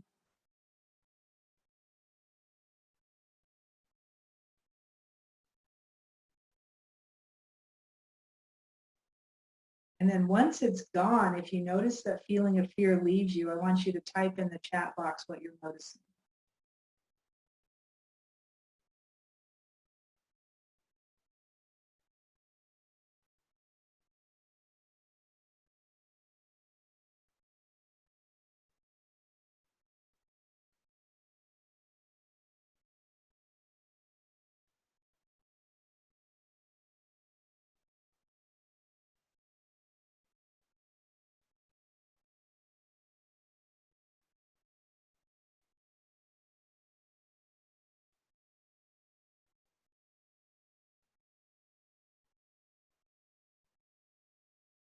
One of the things you might be noticing is that fear can be attached to a lot of things. And so as it goes away, as it dissipates, you might notice thoughts or other things popping up through your mind. Just notice it. Keep your focus on the fear. Let it keep going. Lily just typed in, it's hard to hold on to the fear because it just dissipated. Not feeling in my gut went away. I feel better. Awesome.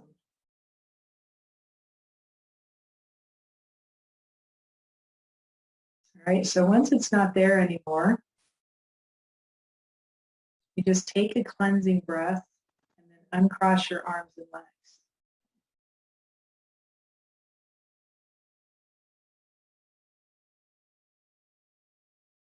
So we now know that fear is a lie. It's not an emotion. It's a concept that we were taught, right? Without fear, what is there? Probably wisdom, right? You're going to start, yeah, totally illusionary. Absolutely insane. And the more you understand that, the more, like, the less they can mess with you, right? If people quit buying into their nonsense, they really don't have a leg to stand on. Okay, so now I want you to hold on to that. What happened when you crossed midline of your body, right? We were looking for a strongest pattern. There's a combination of 4 different patterns you can find. Left over right at your ankles, right over left at your ankles, right over left at your wrists, left over right at your wrist. And it's going to be pinpointing different places in your brain every time I cross a different direction. So if I get into the middle of, like, I'm working with fear and I'm sitting there and all of a sudden I get kind of, sometimes people just get kind of wonky feeling, you get kind of antsy feeling, cross the other direction and let your brain take another zig across your, right across the corpus callosum into a different hemisphere. Because it'll keep moving until it's totally out of your system. So I used to tell people, I did this with anger because my issue was never a lot of fear, but anger was a horrifying. And just from my childhood junk, I used to drive across the country the last probably 20 years or so, back and forth all over the place. And I would literally do this in my car. I would set the cruise control. I never closed my eyes. Don't do that. That's not smart. I never closed my eyes, but thank you for laughing. I would do the breathing, right? And then on the steering wheel, I'm literally crossing. I could cross my ankles because the cruise control was doing its thing. And I'm just on a flat road going, through Nevada or Kansas or wherever. And for 8 hours, I was looking through every cell of my body for anger. And every time I felt it, I did it again. Every time fear shows up, do it again, right? Find the crossover pattern. It might not be the same because there's a combination of different patterns, right? The 4 different patterns you could land in. If I've already cleared it from this pattern, maybe doing, right, find it again. Look through your brain, look through your heart, look through your gut, look like in your skin tissue. Did you know fear can be locked in scar tissue? Fear can be locked in scar tissue. It's a cellular remembering. Melissa just threw ancient Hebrew. Oh, very cool. That was the thing I was supposed to throw in there. Sure. You can grab that link out of the chat box. That's awesome. And that's the page I was just on. So you go through every cell of your body looking for the feeling, right? I would do this with every feeling I could think of, right? And you can Google lists of feelings. Let me grab this really fast. This was from my years of being a Splankna practitioner. It's called Splankna. It was a Christian kind of thing, right? It's just a list of emotions. And I would look on here, and of course they're all negative. There's not a positive one on here. And I just started at the top of the list and started going through it, looking for the emotion inside my body. And then I would do this whole brain state thing. You can find lists like this online. It might not be exactly this one, but it'll give you ideas of emotions to look for. Fear is the underlying emotion of everything, which is why I always go there first.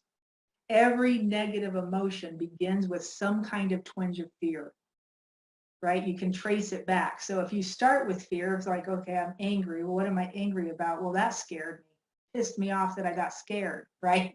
This is my conversations in my head. I do the anger and then I do the fear.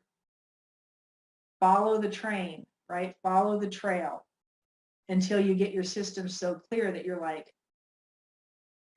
it's hard to shake this at this point. It's hard to mess with this, right? Because I'm not in fear and I'm not angry, right? You can do whatever you need to do. But when I act, right, righteous anger is going to take hold, and then we'll see what happens. So, I mean, and this is a whole nother trail. So we're not going to go down that trail just yet. All right, so back to the whole brain state idea. Cross the midline of your body. Think about either the feeling, right? We just now did it with a feeling. You noticed a difference. I want you to think a thought. Find one of your pervasive thoughts. For years and years and years, until I was probably 40 years old, my pervasive thought was, I hate you. So think of your pervasive thought. What is that one thought that just like constantly, just like seriously, right? It weighs you down. It makes you tired. It wears you out. It zaps your energy. What is your pervasive thought? Here's how you do this with the thought. I do a body scan. I think the thought, I hate you, and I do a body scan, and I notice how I hate you makes me feel. So I want you to do that first. Think your thought. Do your body scan. Remember, start at the top of your head. Just kind of move down, noticing how that makes you feel. Because the second you think the thought, your body gives you the chemical concoction, gives you the chemical relationship to the feeling. Right, so you notice how that makes you feel. Now I start breathing, big inhales, nice long deep exhales. And I'll do a couple of those first. I'm still thinking the thought, right? So I try and hold that in my mind. And then I cross my ankles. My hands are uncrossed. I cross my ankles. I'm still thinking the thought. I find the pattern that's the strongest. I'm going to stay the direction it has the strongest pull to it, or the strongest energy to it. Then I'm going to do my wrists, and I'm going to find the pattern that feels the strongest.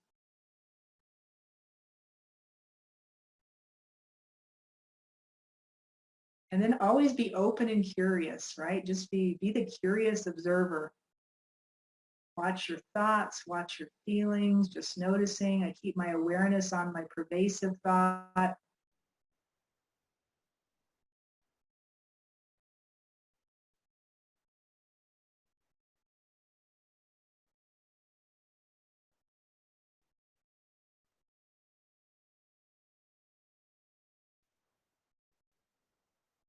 And then notice what happens.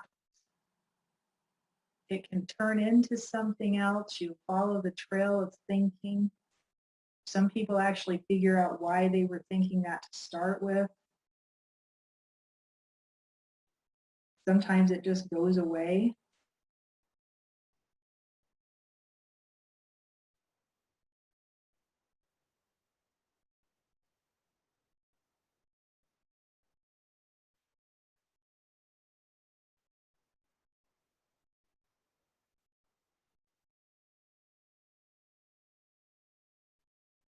And when it's gone, or when you're noticing a change, take that deep breath, so a cleansing breath.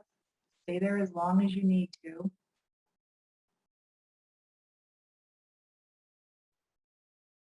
And what did you notice? Now, I have not worked with I hate you in a long time, but when I said it a while ago, I got this crazy twinge, and I was like, what? Right? So I went chasing that twinge down. Sometimes the words you hear inside your head are not you. Sometimes the feelings you feel inside your body are not yours. Right? And this is where we get some kind of sticky territory sometimes, but if your feeling isn't your feeling, when you close your eyes and do the breaths and get to a whole brain state, you're going to all of a sudden recognize that's not even mine. Right? That's not my I hate you wasn't mine. So I kicked it out, right? Mine was what I would call an entity just now, something it attached to me. right? This happens. So you get rid of that, whatever your way of doing that is. We're not going to go through that here, but you'll start to understand these different thoughts and feelings. Your intuition is going to go through the roof if you keep doing this, because you'll start recognizing a lot of the thoughts and feelings you have don't even come from you. And this is where this whole thing of fear happened the other day. I'm sitting there working through, like, trying to figure out how to lay this all out. And literally that fell into my lap. It was like God was like, talk about this. Fear is not an emotion. And I've said that out loud before, but I didn't have information to back it up. And now all of a sudden it's just showing up, which is crazy, crazy weird to me. But right, that's how this all works. It's all interconnected. So what was your pervasive, anybody wants to share, what was your pervasive thought, and then what happened? What did you notice? Yes, you can do the whole thing laying in bed. You can do it sitting. This is the beauty of this, right? If I'm at work and somebody says something to me and it sets me off, I'll go lean against a wall and get to a whole brain state until it clears.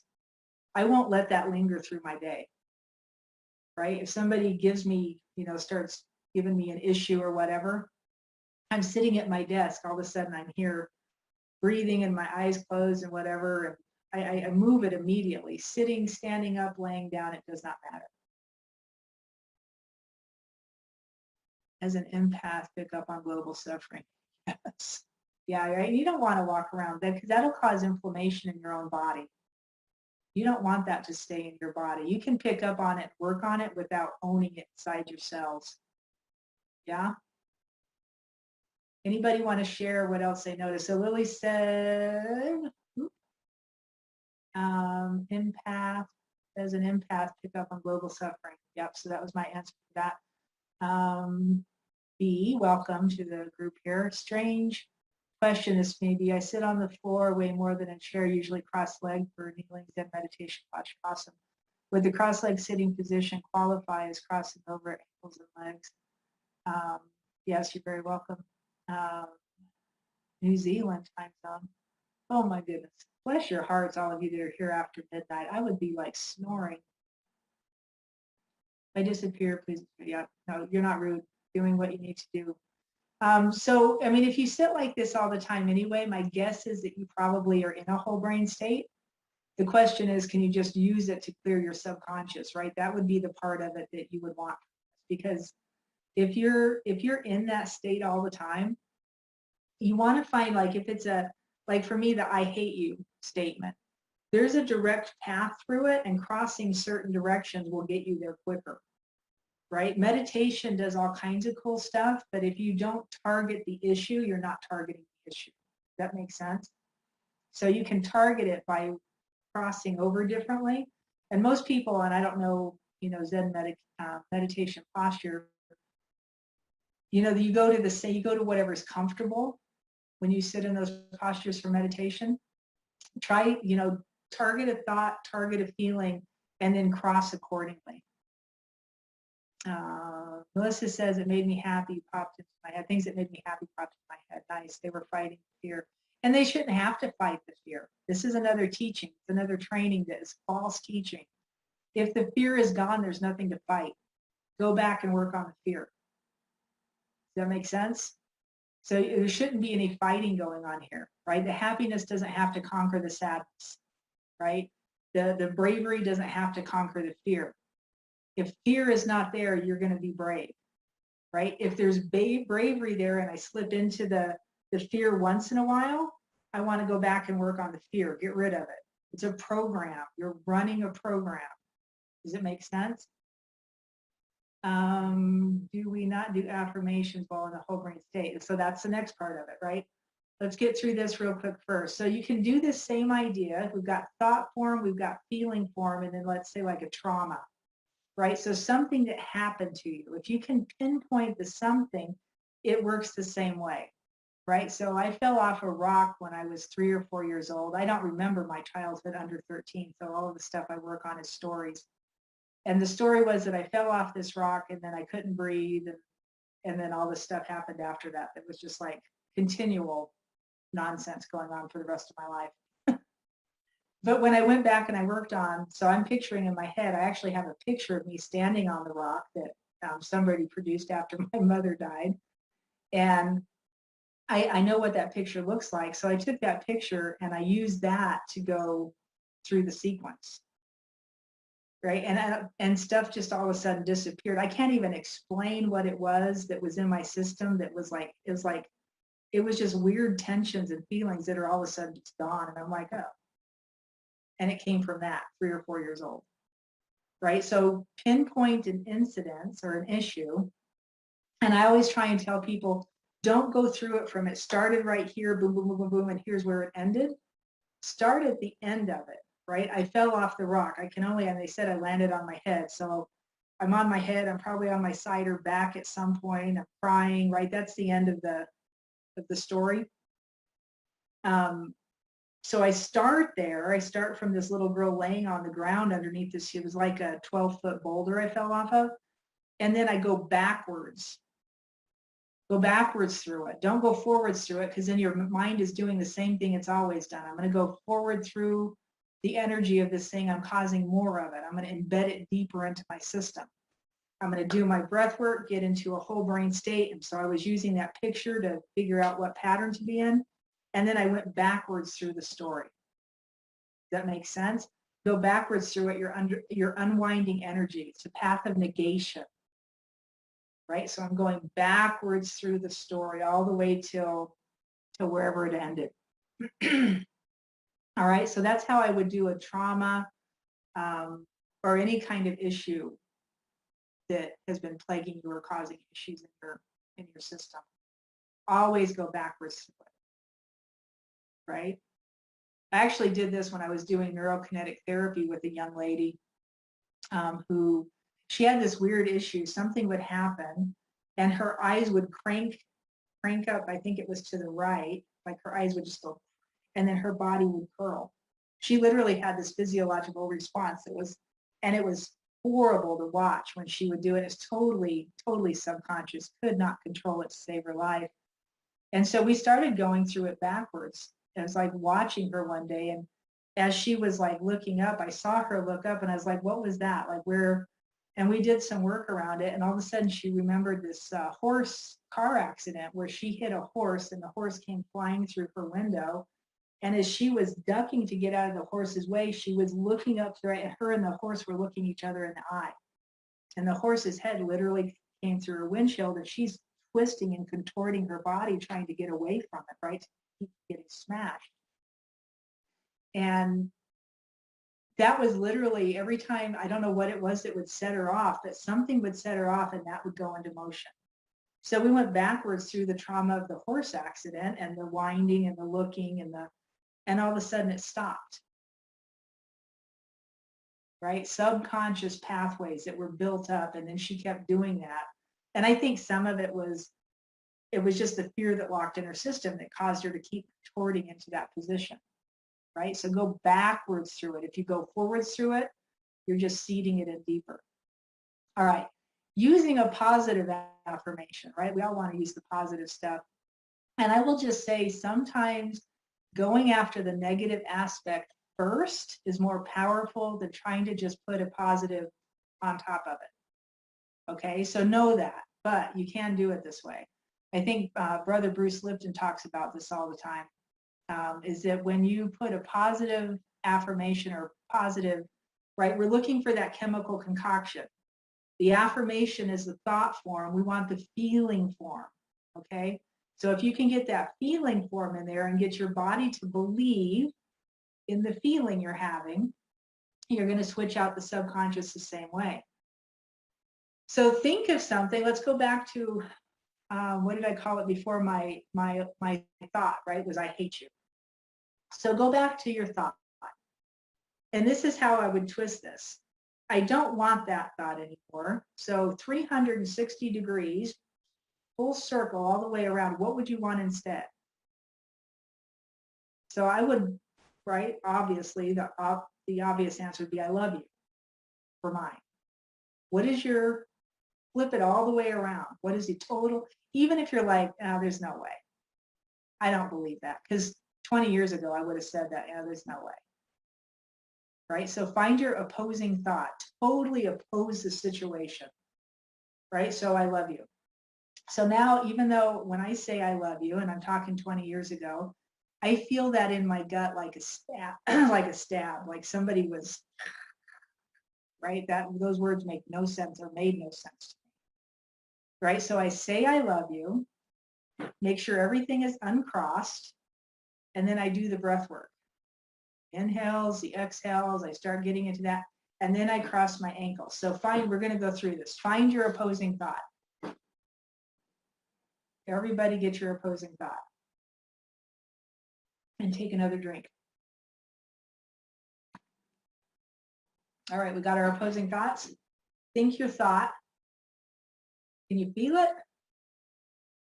Right, so if my opposing thought gives me it's a positive thought, but it gives me a negative feeling, my system is like totally contrary to itself.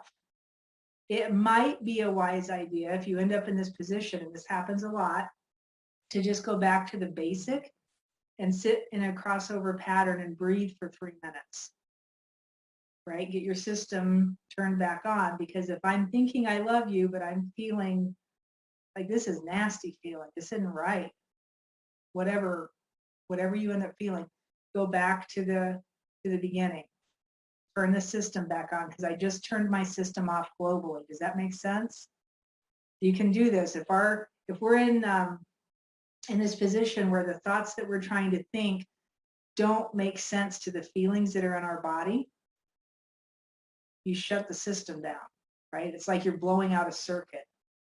So then we go back, just sit for 3 minutes in a crossover pattern and come back to it. And then you have to think for yourself, okay, well, if thinking about I love you blew out my system, what does love feel like? So now I have to find a feeling to love. What can I imagine it to? What can I mirror it to?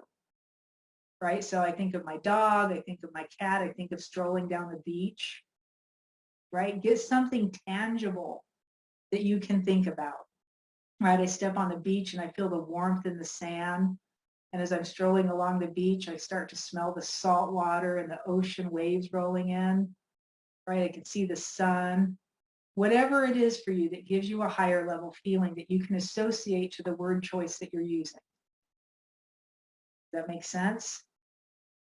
So I say my words, I love you. I have to go to an idea, right, to a thought form to get my feeling. Now, if you have your feeling, go straight to your feeling. But I go to my thought, so I want to take you all the way through this so you have all the different aspects of it. I go through my thought form to get to this better feeling. And then once I have that, I cross my ankles, right? So I've got my better feeling. So now cross your ankles, find the stronger pull. And it might be different than what it's been in the past, but find the stronger. I lose my words when I go there.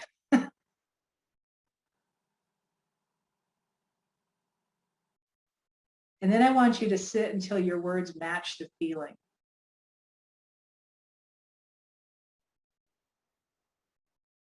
I want you to feel it in your head, feel it in your heart, feel it in your gut. Go through the whole system, matching your feeling to your thought form. Remember your breath. Inhales, nice, long, slow, deep exhales.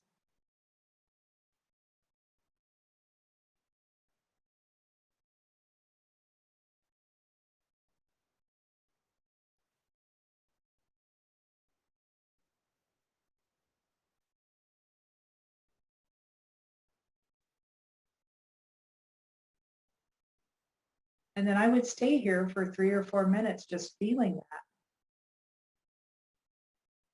You're ingraining it, right? You're opened up into that alpha brainwave state. The posture alone puts you there. If you gently raise your eyes up, even closed or open, however you could do it, try and lift your eyes above the line of horizon.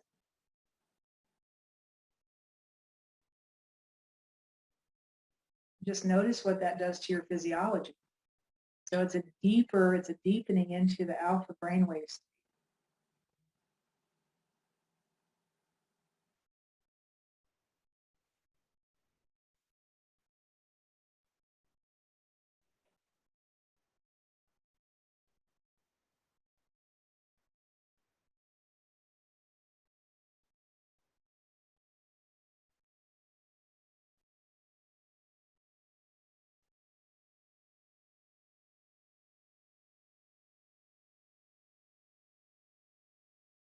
And I usually tell people to try and stay in this long enough, especially when you're doing it on your own. If you can get that feeling to match the thought form, and you're trying to get your subconscious, right, to log this, you want it to become your natural state of being, right? This place for me would be the place of I love you. When it sets in, I always feel it like it's almost a kinetic feeling. It's like a puzzle piece snapping into place. And if you can keep your focus on it, keep all of your awareness on it,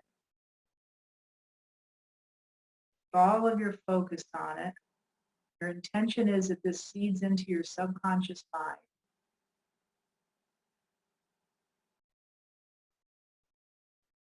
You almost know that you know when it's finished. You're just like, oh, wow. And if I go from a person that says I hate you to a person that says I love you, speaking internally to myself, that's an internal dialogue. How does that change who you are as a person?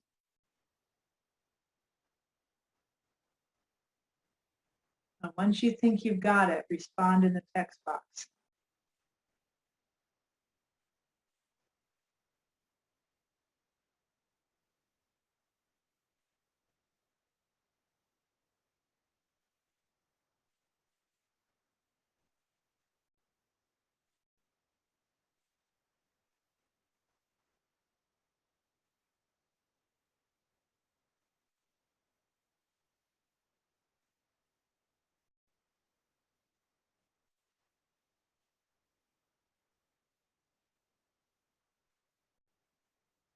What are you noticing? What are you feeling?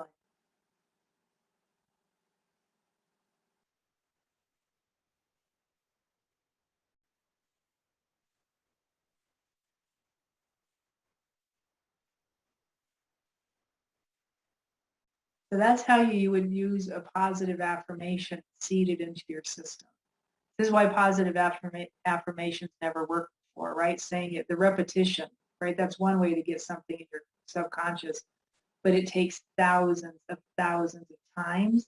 And then it takes interference from the outside to give you some kind of like affirmation that your affirmation is true, right? Somebody has to prove it to them, right? They have to kind of help push it into your system. So if you're already in an alpha brainwave state and you can start putting this good information in your system, right? That's the easy way to do it. That's how the organizations around our governments around the world have done it to us for years, right? Get them into an alpha brainwave state, take them out of their normal state of being, and then give them a feeling, and then give them the thought, and then affirm it over and over and over and over. How it works. All right, Lily says, I went from fear of survival to overwhelming compassion for the one inducing the fear. Wow. Wow. Compassion is amazing. If you ever hit compassion, or when you hit compassion, go into forgiveness. Compassion is a precursor to forgiveness. The only way you ever complete a forgiveness is through compassion. That's amazing. All right, anybody else? What were you noticing? So I do this whenever something shows up. I've done this for years. I use more heart coherent work now, but when this is what I knew, this is exactly what I would sit down and do. If somebody said something, my mother was my greatest fear for years. Crazy narcissistic person. And I would just, every time she threw something at me, I would just run it through. Well, you can't offend the point that it got to, you can't affect this anymore. When she really couldn't, that was when all of a sudden I could start loving myself. Right? So you kind of have to go through life's journey a little bit sometimes to complete some of this stuff. So you can use the positive affirmation idea to a thought form, to a feeling form. If it's a trauma, especially if it's a big trauma, sometimes it doesn't quite get it, right? Especially if the trauma has a place in time. So the path of negation actually aids that a lot, going backwards through a situation. The feeling form of it, if you if you get a feeling, when people get just like, I have this feeling, I don't know where it comes from, but there's just this feeling, right? You get this looming, dooming, whatever feeling. And you're just like, I have no idea what this is, right? One of those kind of feelings. By feeling alone, right? What's the opposite of the feeling? This feeling feels like crap. Well, what do you want instead? And I would sit there and ask myself that, and I was, I don't want to feel like this. I would rather feel,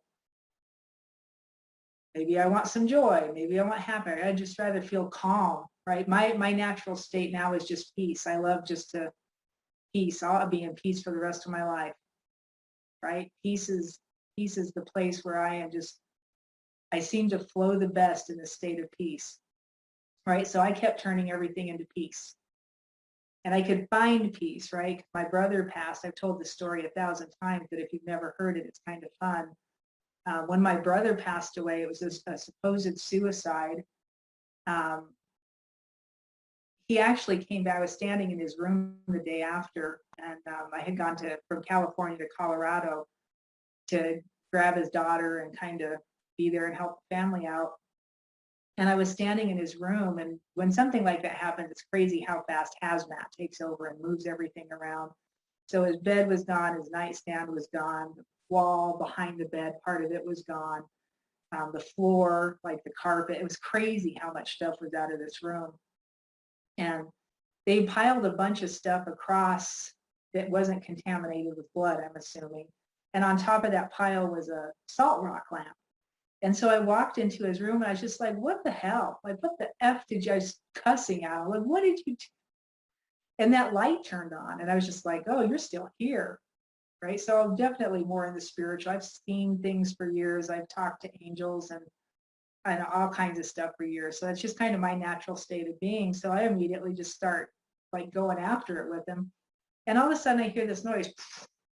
It just sounded like something dropped right in front of me. And he was standing right there. And I was like, what the heck did you do? Like, what? He goes, don't mind that. Never mind any of that. He goes, listen to me. He goes, everything you think you know is wrong. Everything.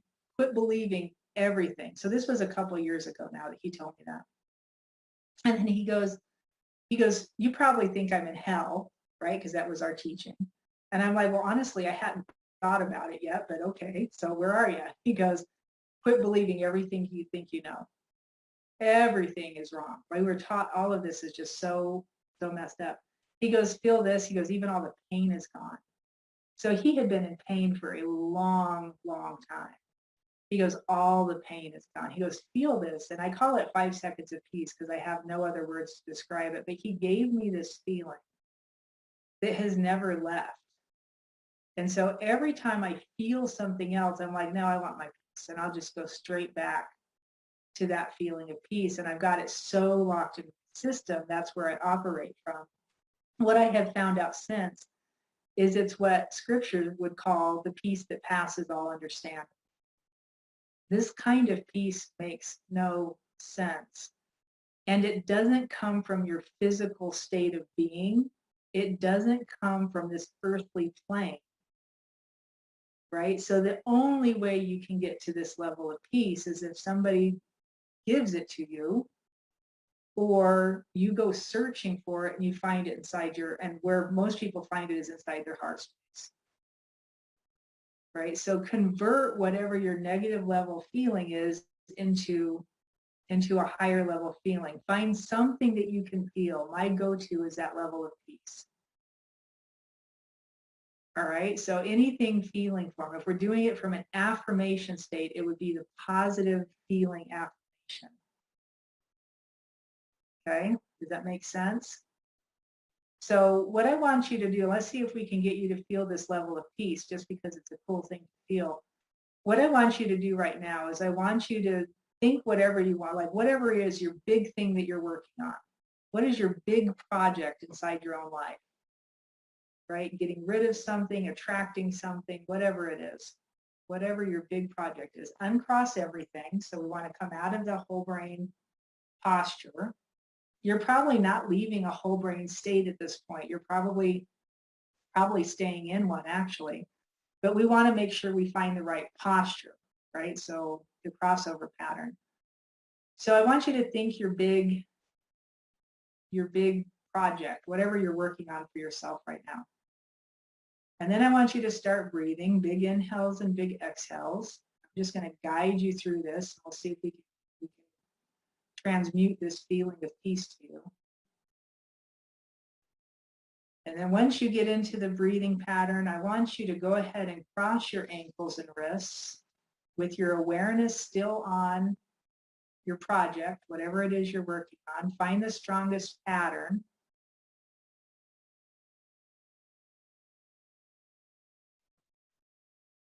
And as you're inhaling and exhaling, I want you to direct your awareness into your heart space. So before we've been in your brain looking for thoughts and in your gut looking for information, I want you to direct your awareness to your heart space.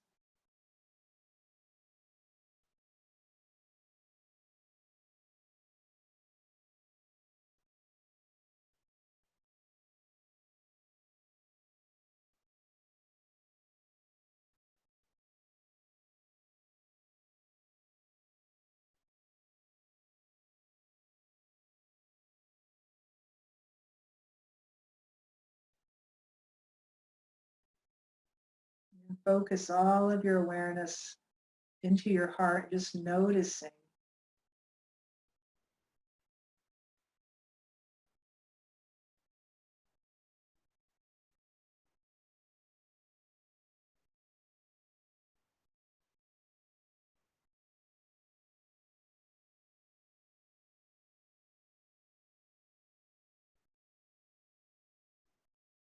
I want you to notice if you feel this level of peace and try and keep your thought process on whatever it is you're working on, whatever your project is you're working on within yourself.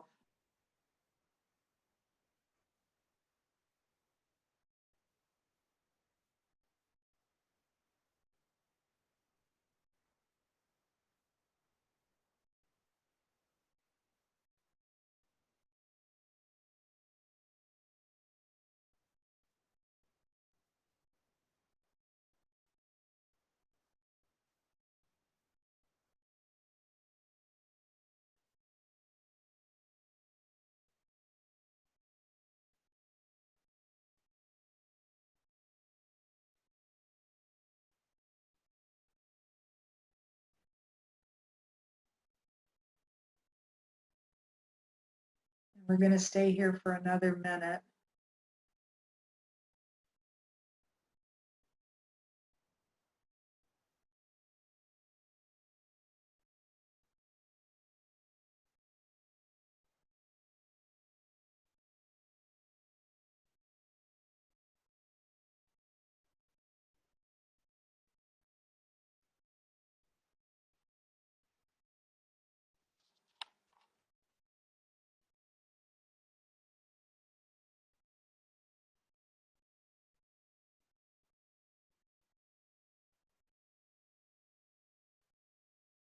And I want you to notice if you can find the sensation of the feeling of awe, being amazed by something.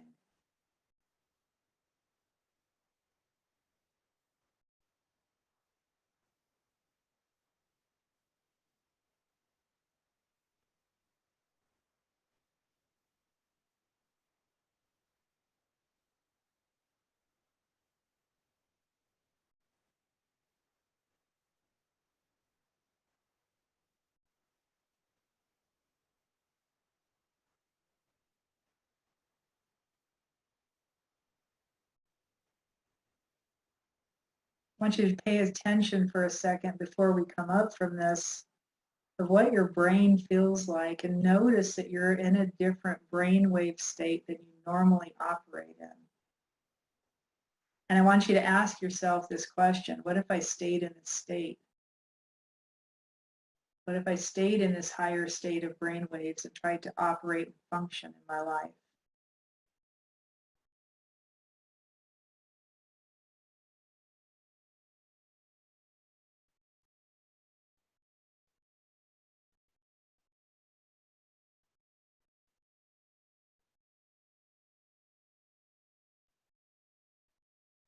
Whenever you're ready, take a cleansing breath.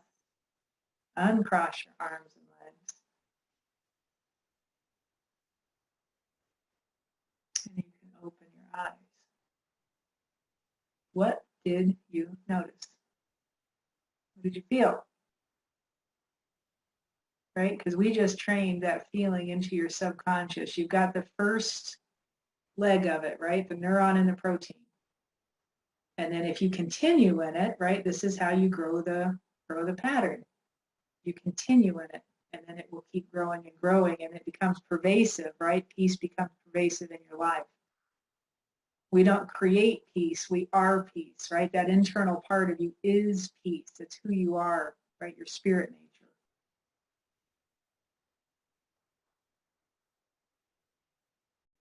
Does anybody have any questions, thoughts? Noriko is asking, when doing the affirmation, is it good to do all 4 patterns? You can. You'll probably get intuitive enough with this that you'll know if you need to switch patterns or do all 4. You don't typically have to do all 4, right? I mean, you could, but I think you get the same results if you find the right pattern and just stick with it. And then if you get the feeling like you need to switch it, you can switch it. Let's see, Melissa's saying, there is a task I have to do which I have been putting off. I cleared the negativity associated with it. Yes. Right? How functional is that? I got to get something done. I keep putting it off. Clear the negativity associated with it. Now you can go do your thing. Lily's asking, is the heart-brain coherence refer to, is this? It's the start of it. Yeah, putting your awareness inside your heart space. Yeah. Yeah, and what happens, so if we're doing brain coherence and I'm crossing my arms and legs, I'm only working here. I'm working very locally on a physiological level and an energy level here, right? So heart coherence is a little bit different. Heart coherence is when I'm putting my awareness and focus here. This causes itself. It causes coherence in your brain. The brain is very local functioning. It does what it does, right? You can alter it because it's malleable, but it just does what it does. Your heart's different, right? So the heart, we're speaking about an energetic heart, a physical heart, right? There's a space beyond the heart. There's a space inside the heart that's beyond the heart. If you get in that space, this space causes this space, right? This coherence will cause this coherence. But most people can't get here because this isn't coherent.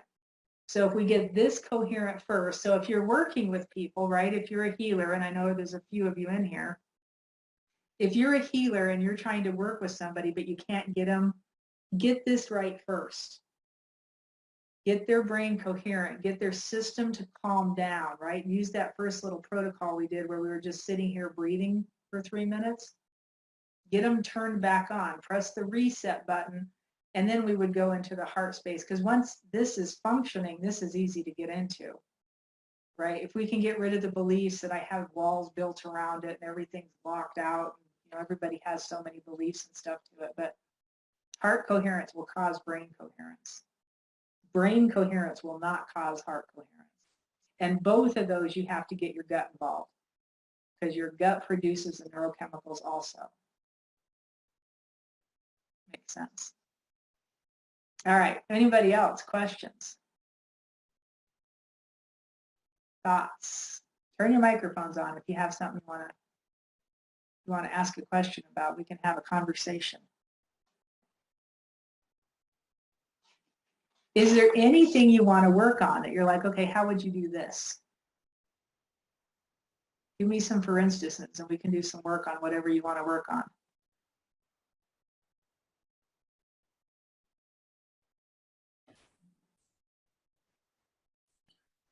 So I'm working on, this is Lily.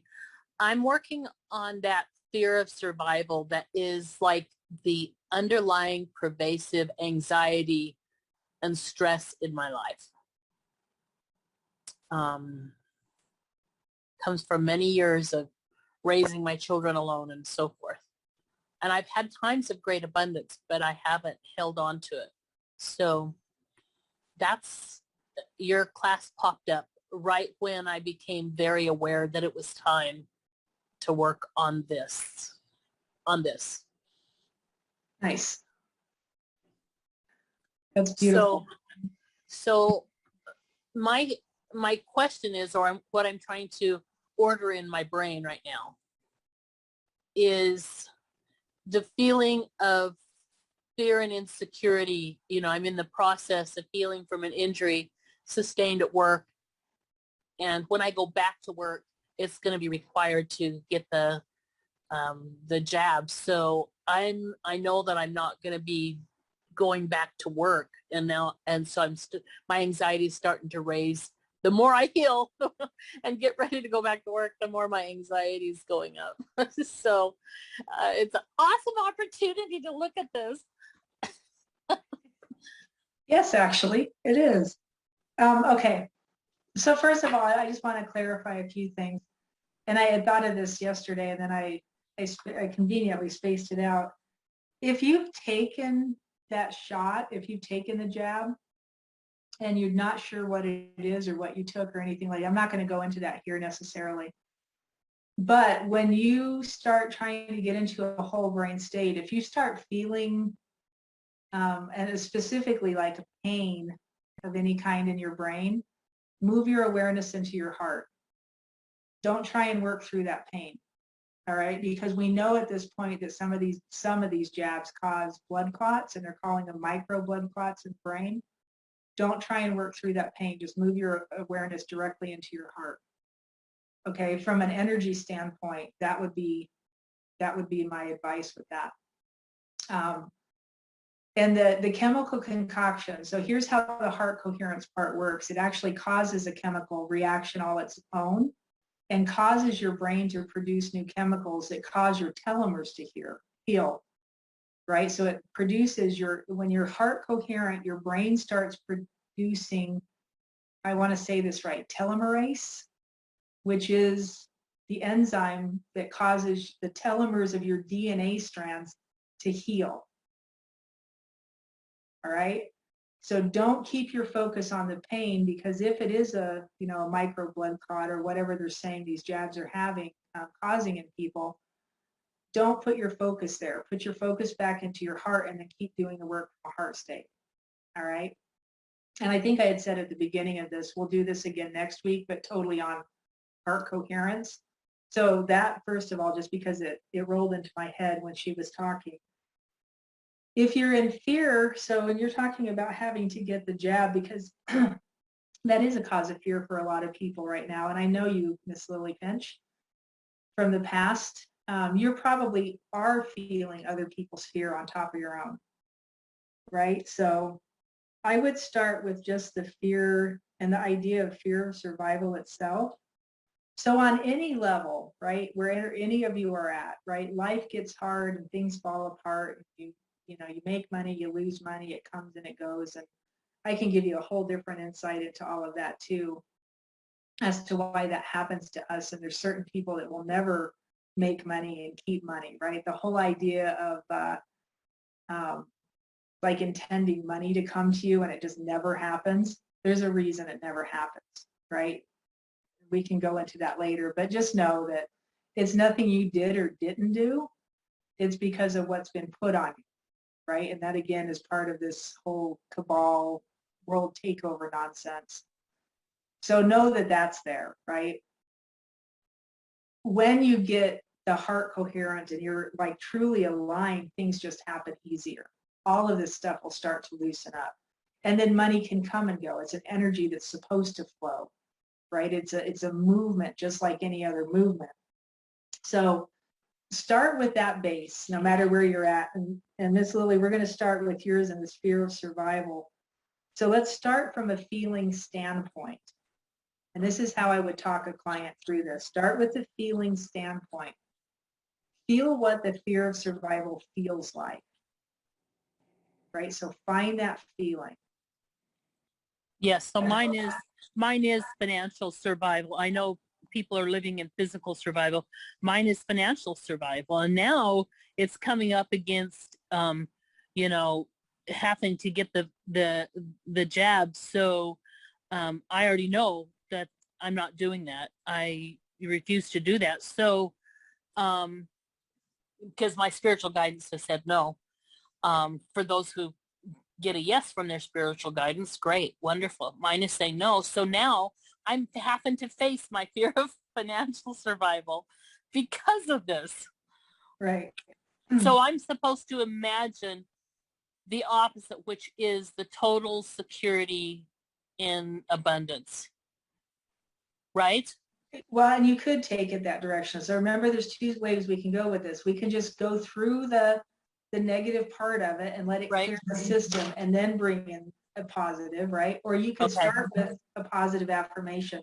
With something this deep, I would not start with a positive affirmation. No, no, because then you're simply trying to put a Band-Aid on it. To me, it feels like you're trying to put a Band-Aid on, it's on it, and it's better to actually dive into the wound and dissipate that first in my what I'm feeling. Okay, thank you. Yep. Yep. So everybody feel, we're going to all do this together. Feel the fear of survival. Find the feeling of it, whether it's financial, physical, mental, emotional, spiritual, whatever it is. And it may be a combination of all of those. And then go into your breathing, big inhales, nice long deep exhales.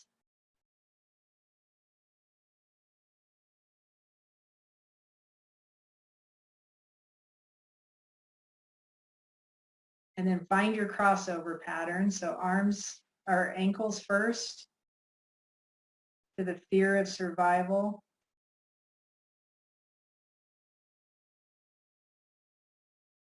And then do your wrists. When you've got your ankles, go ahead and do your wrists.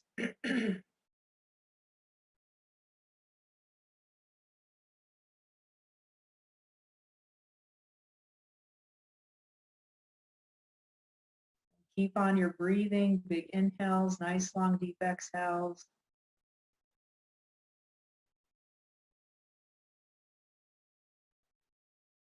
And I actually, Miss Lily, I want you to go backwards through your life. Start at this moment right now with this fear of survival, the possibility of having to take the jab and losing your job because you won't. Go backwards. And everything that shows up, and everybody can do this the same way, everything that shows up, I want you to say, I release, and go backwards through your life. I release, I release, I release.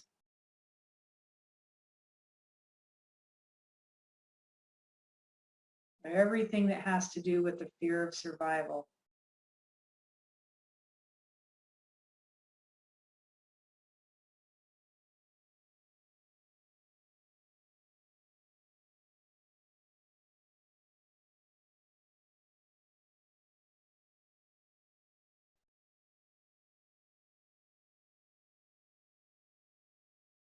Everything that shows up, I release. Say, I release.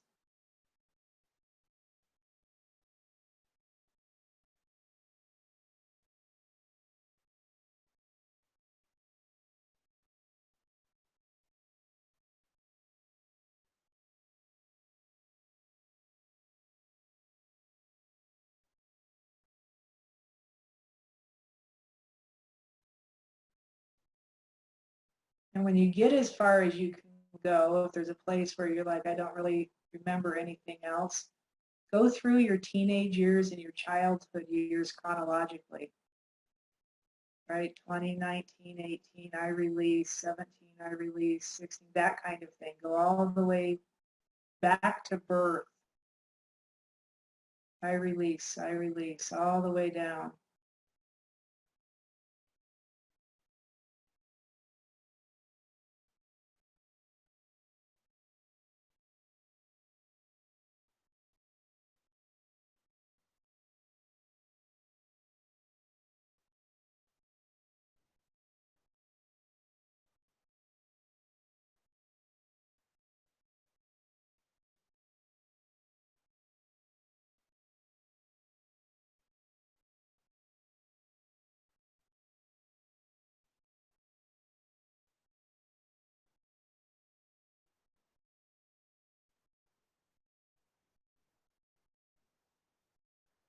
And when you're coming back up through the system, you can get all the way to birth.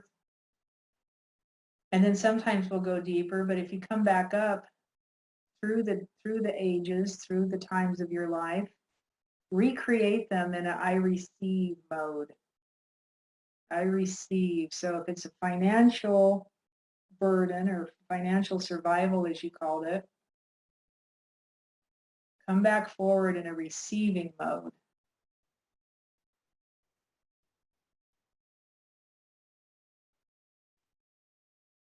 Receiving financial opportunity, financial gain. If it's a physical thing, you're receiving physical strength, physical fortitude. If it's a spiritual thing, receive all things spiritual. I receive all the way back up to the age you are now.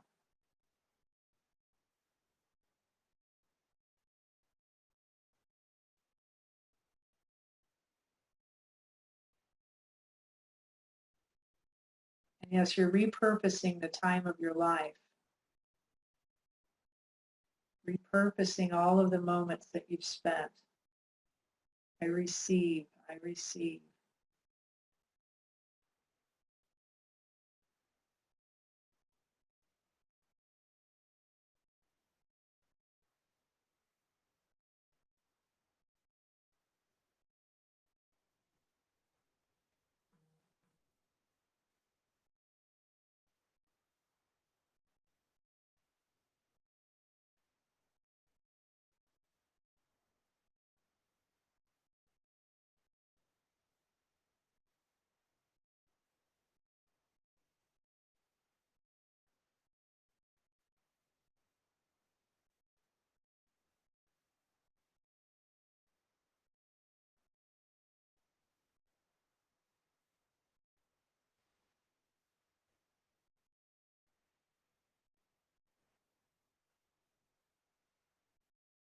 And then once you get back up to your age, I want you to bring yourself back into a state of peace.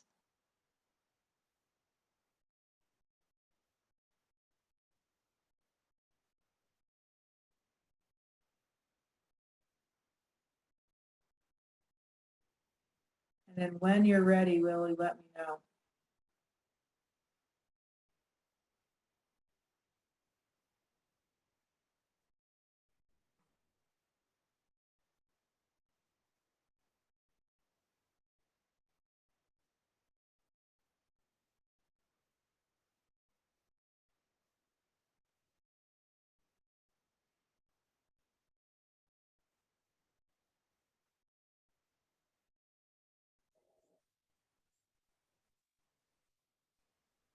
What are you noticing? What did you notice? Wow, a lot of sadness and tears going down. Different times of my life when there was loss.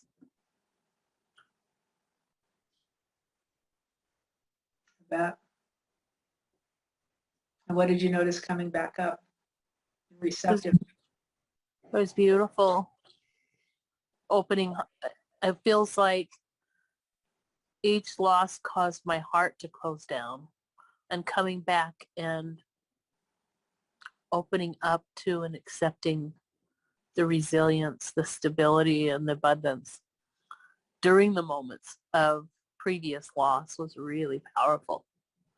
Very amazing. Yeah, and think, I mean, if we had known this, right?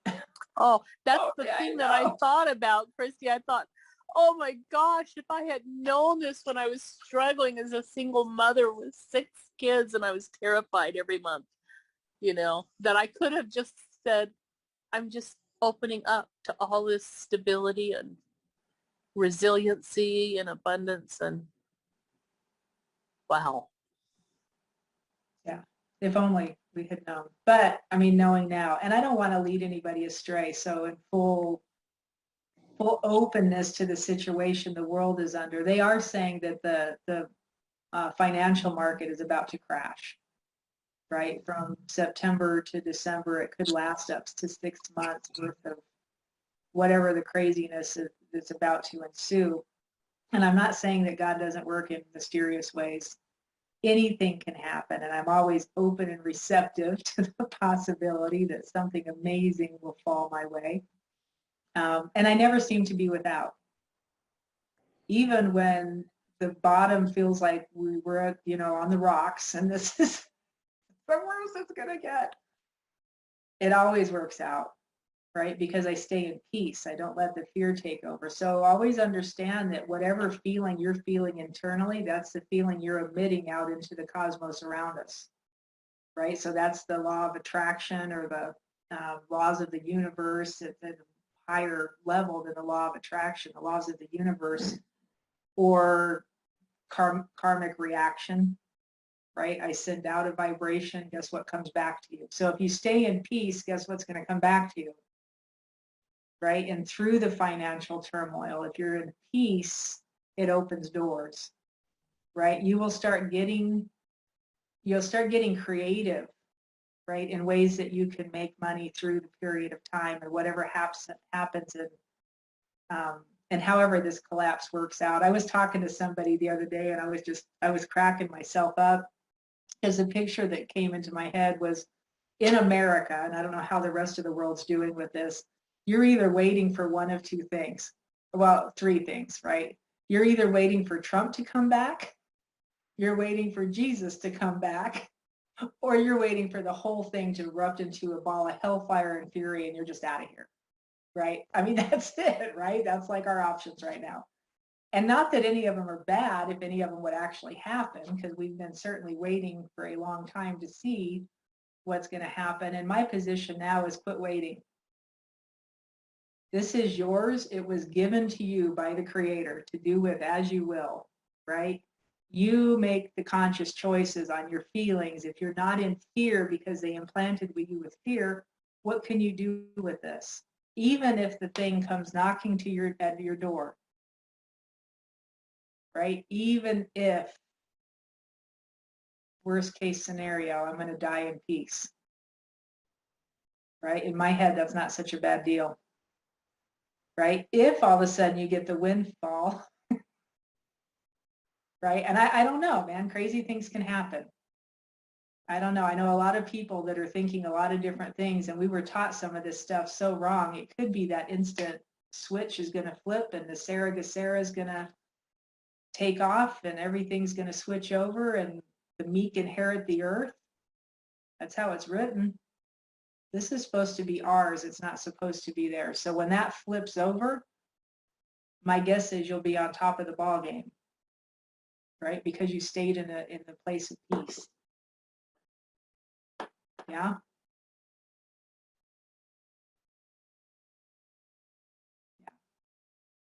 All right, Melissa, let's see. Anybody else have questions or stuff you want to work on? Throw it in the chat box or turn on your microphone.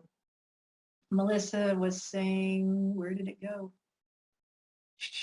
Working and helping my mom find an object. So her mom's in the same job, or in the same position that you're in, Lily. Health insurance is such a weird thing to me. We're actually trying to get out of our health insurance again. But I don't want it. I don't want health insurance because it makes me sick. Like literally, because you think you have to take the medicine if you have the insurance. And I'm like, I don't even want to play this game anymore. The financial stability is going to be the same thing. Set yourself up for success and stay in a higher level of chemical concoction so you're sending out the right vibration. Right? And just from a state of vibration, if I'm sending out peace, I'm going to receive peace, even when the crap falls down. Right? Even when, like, if all hell breaks loose, which is kind of what it appears like is about to happen over here. I've been watching trains full of tanks and armored cars, and it was like, oh, where are those going? And in America, we never see that kind of stuff. Like, you don't see people walking around, the military basically. And then the question is, okay, whose military is it? Is it Trump's or is it Biden's military? I mean, like, these are real questions over here at this point. So we don't see this stuff. So this is like being transported everywhere right now. So to stay in that state of peace, to get through the period of time is key. right? It's you to direct your emotional availability to handle or not handle whatever's going on around you. And that's what a whole brain state lends you to. It gives you back that ability to be in a wholeness, in a state of wholeness, without their directives going on or their fear mongering going on. Let's see, also for the safety of my parents, it's hurricanes. Oh, I was just now looking at that. That just now popped up. It hit a category 5. So we've got a huge hurricane about to hit the coast of Louisiana again, right at, I guess at around midnight, probably 10 or 11 tonight, their time, right off New Orleans again. And I just think, right, so before when that happened, people were saying it was a message from God, right? God was like pissed at our country for letting things happen the way somebody had turned. I mean, there was this huge whole thing to it, new moons and everything else. It was interesting. I mean, we just hold that in our prayers, right? And this is another thing, right? Your thought process is your prayer life. You have to understand that every thought you think is a prayer. Every thought.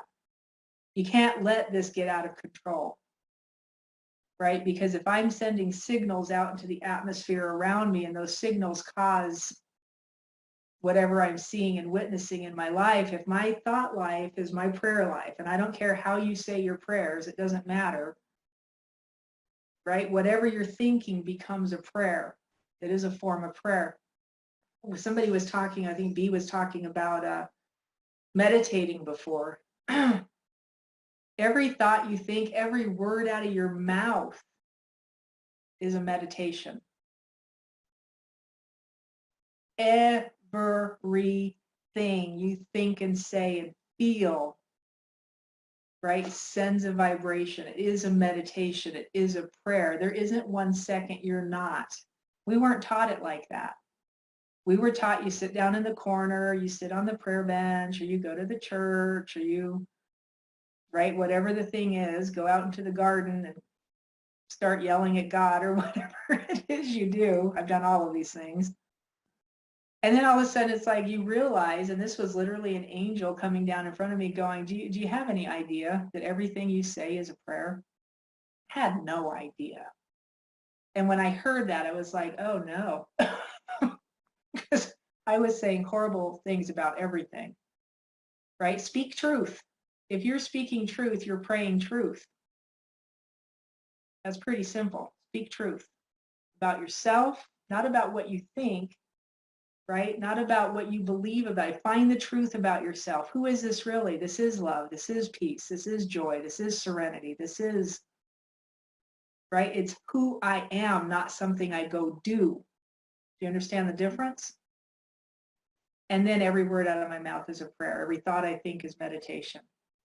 And likewise. Does it make sense? I don't know how I got off on that, but I did. Melissa, is there anything specific that you want to work on in what you wrote on there? Melissa? I think a lot of are just related. It's like the fear of survival. Also, like, obviously how, right? Like what, I guess do I need to just talk to spirit and just ask, like, what next? How do you do this? Like, Well, and I mean, Melissa and I have been around the corner a few times, so we've known each other for a while. So you know enough about this at this point, and this is a whole different, like we're in another different time period. This is happening so fast, it's crazy, right? The stuff that is altering and changing. At the point that you realize that you are in command of this ship, and nobody can make me feel anything unless I allow them to. Yeah? Nobody can put a feeling or a belief in my system unless I allow it. You realize you can command, right? You realize I can command things to change. So if I'm praying over my parents' safety, I command their safety.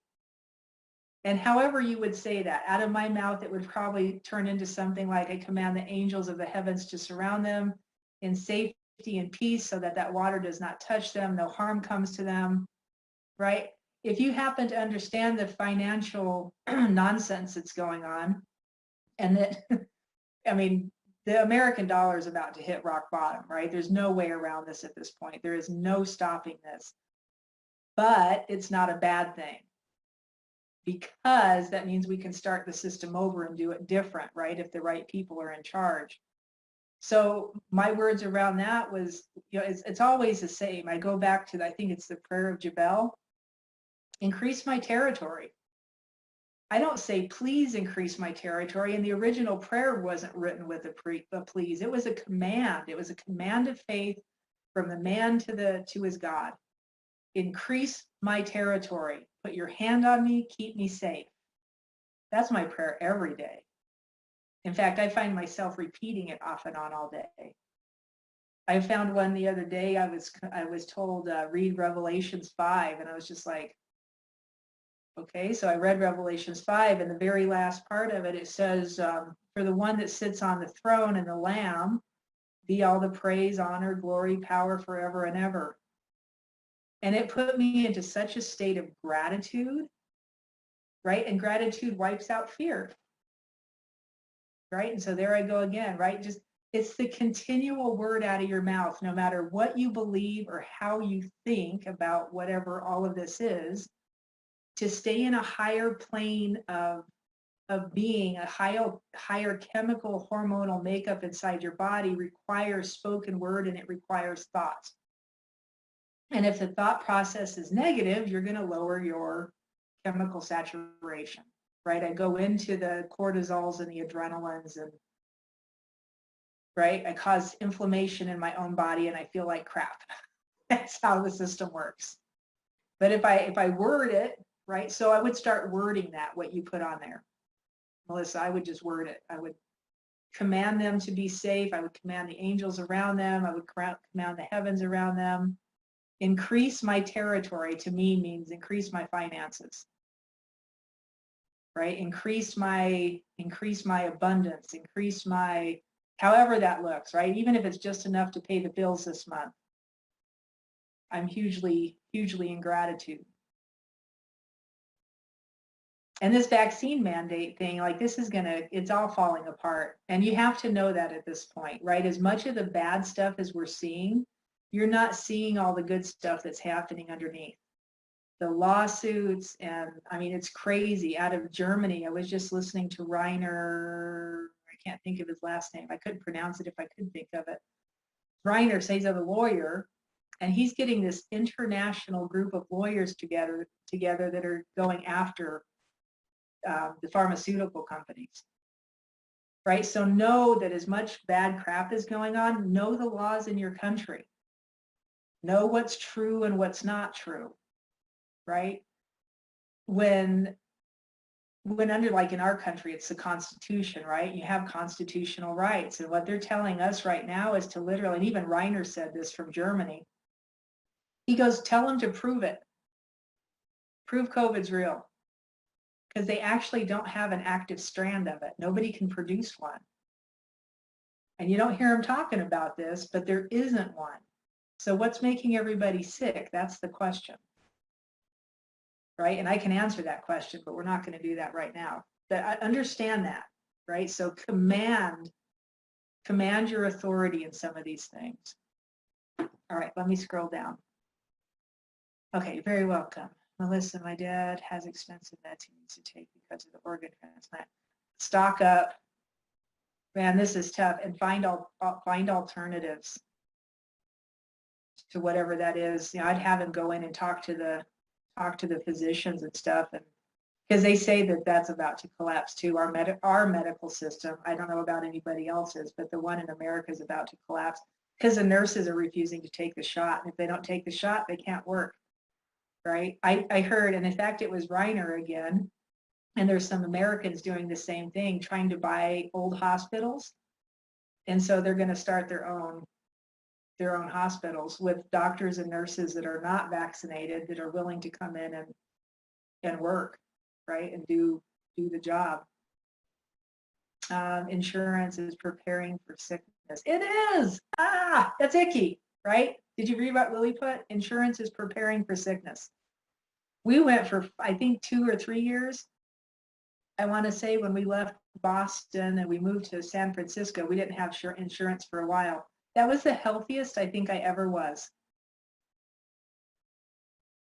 Because I didn't have to rely on them, right? My body took over and started doing what it was supposed to do. And the second we got insurance again, I was like, what is the energy attached to this, right? It's the energy of illness. They want you to be ill because that's how they make their money.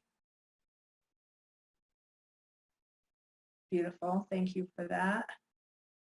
Wow, great spirit with you, Melissa and Lily. That's beautiful. Thank you, Dee. I think the storms are man-made. Yeah, I mean, that's all other stuff. Let's see, Melissa. Notice a baseline. Overall happier. I mean, it's the only thing you can do, right? You choose your chemical concoction. You choose how you feel. It's literally, I mean, humans are the only beings on Earth, maybe, that can do this. Animals don't choose their feeling state. They just are, right? That's what they tell us. But we can choose. You can be in the middle of the craziest, most horrible thing and be perfectly happy. And it will alter the course of the thing, right? My brother's death is a perfect example of it. I never went into mourning. I never mourned. And people are like, oh, you're hiding your feelings. I'm really not. I just never had to mourn because I know where he is. I talked to him.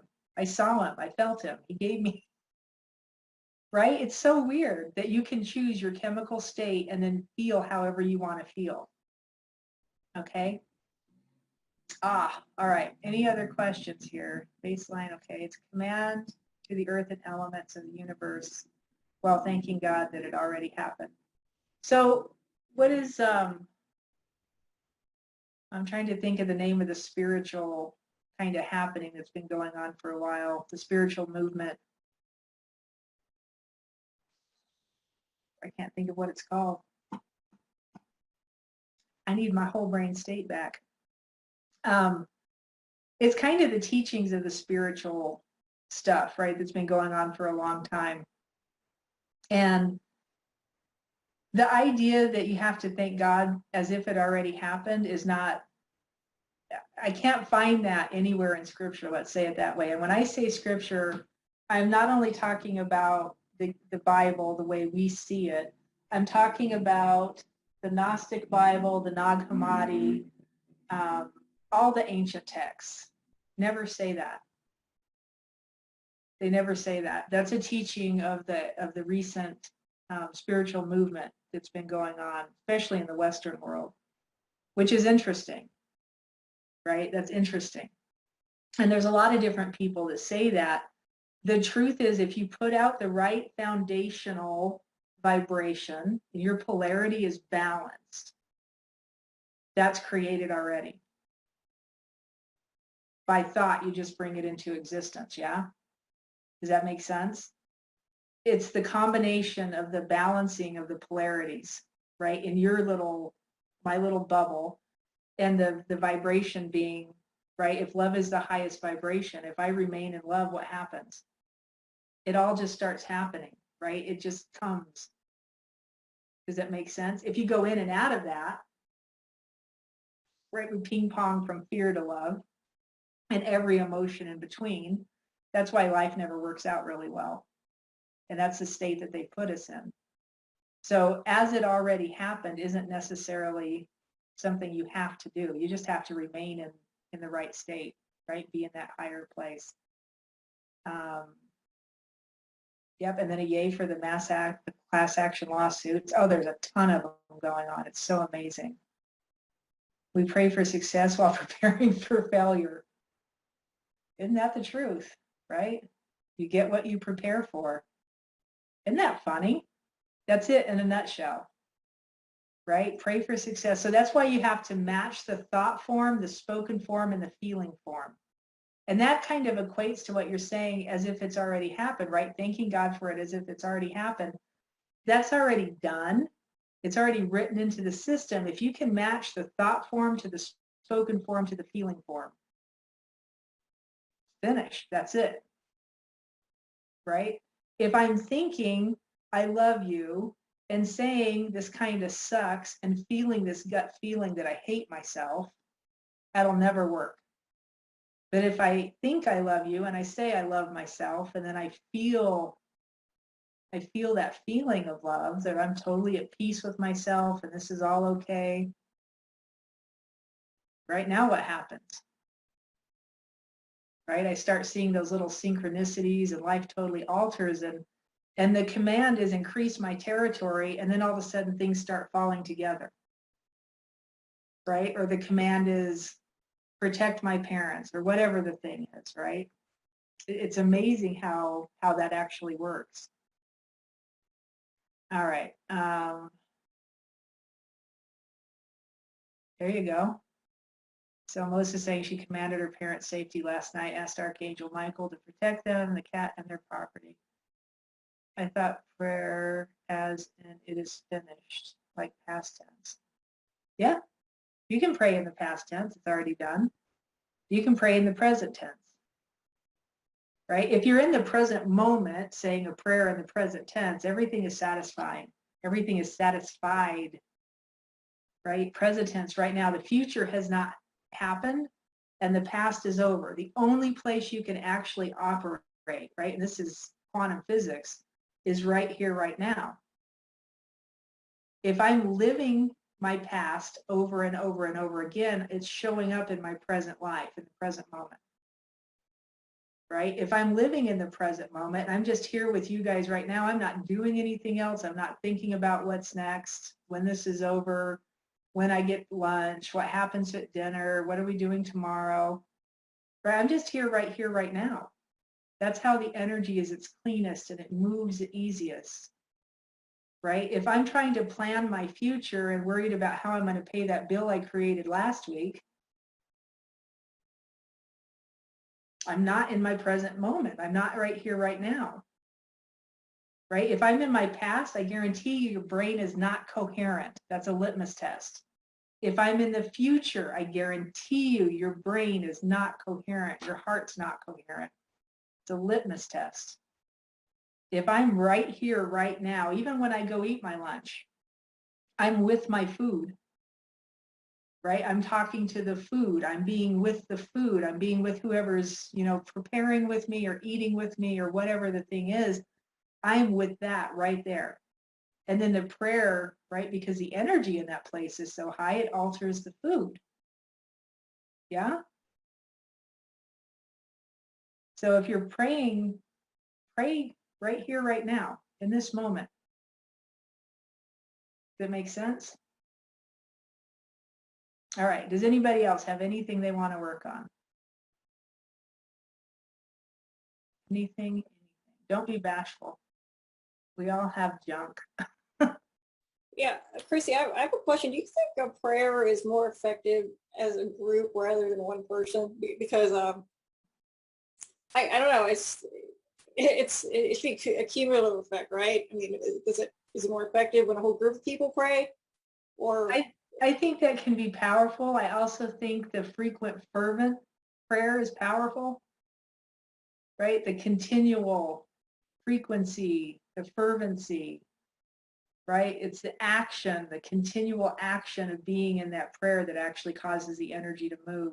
I think when there's more than one person praying a prayer or speaking words over something, it causes the same, it's like the fervency. It's like right? We want to get the message across faster. Yeah, because I thought that, well, I would say you had to have enough people to generate enough power for it to be more effective.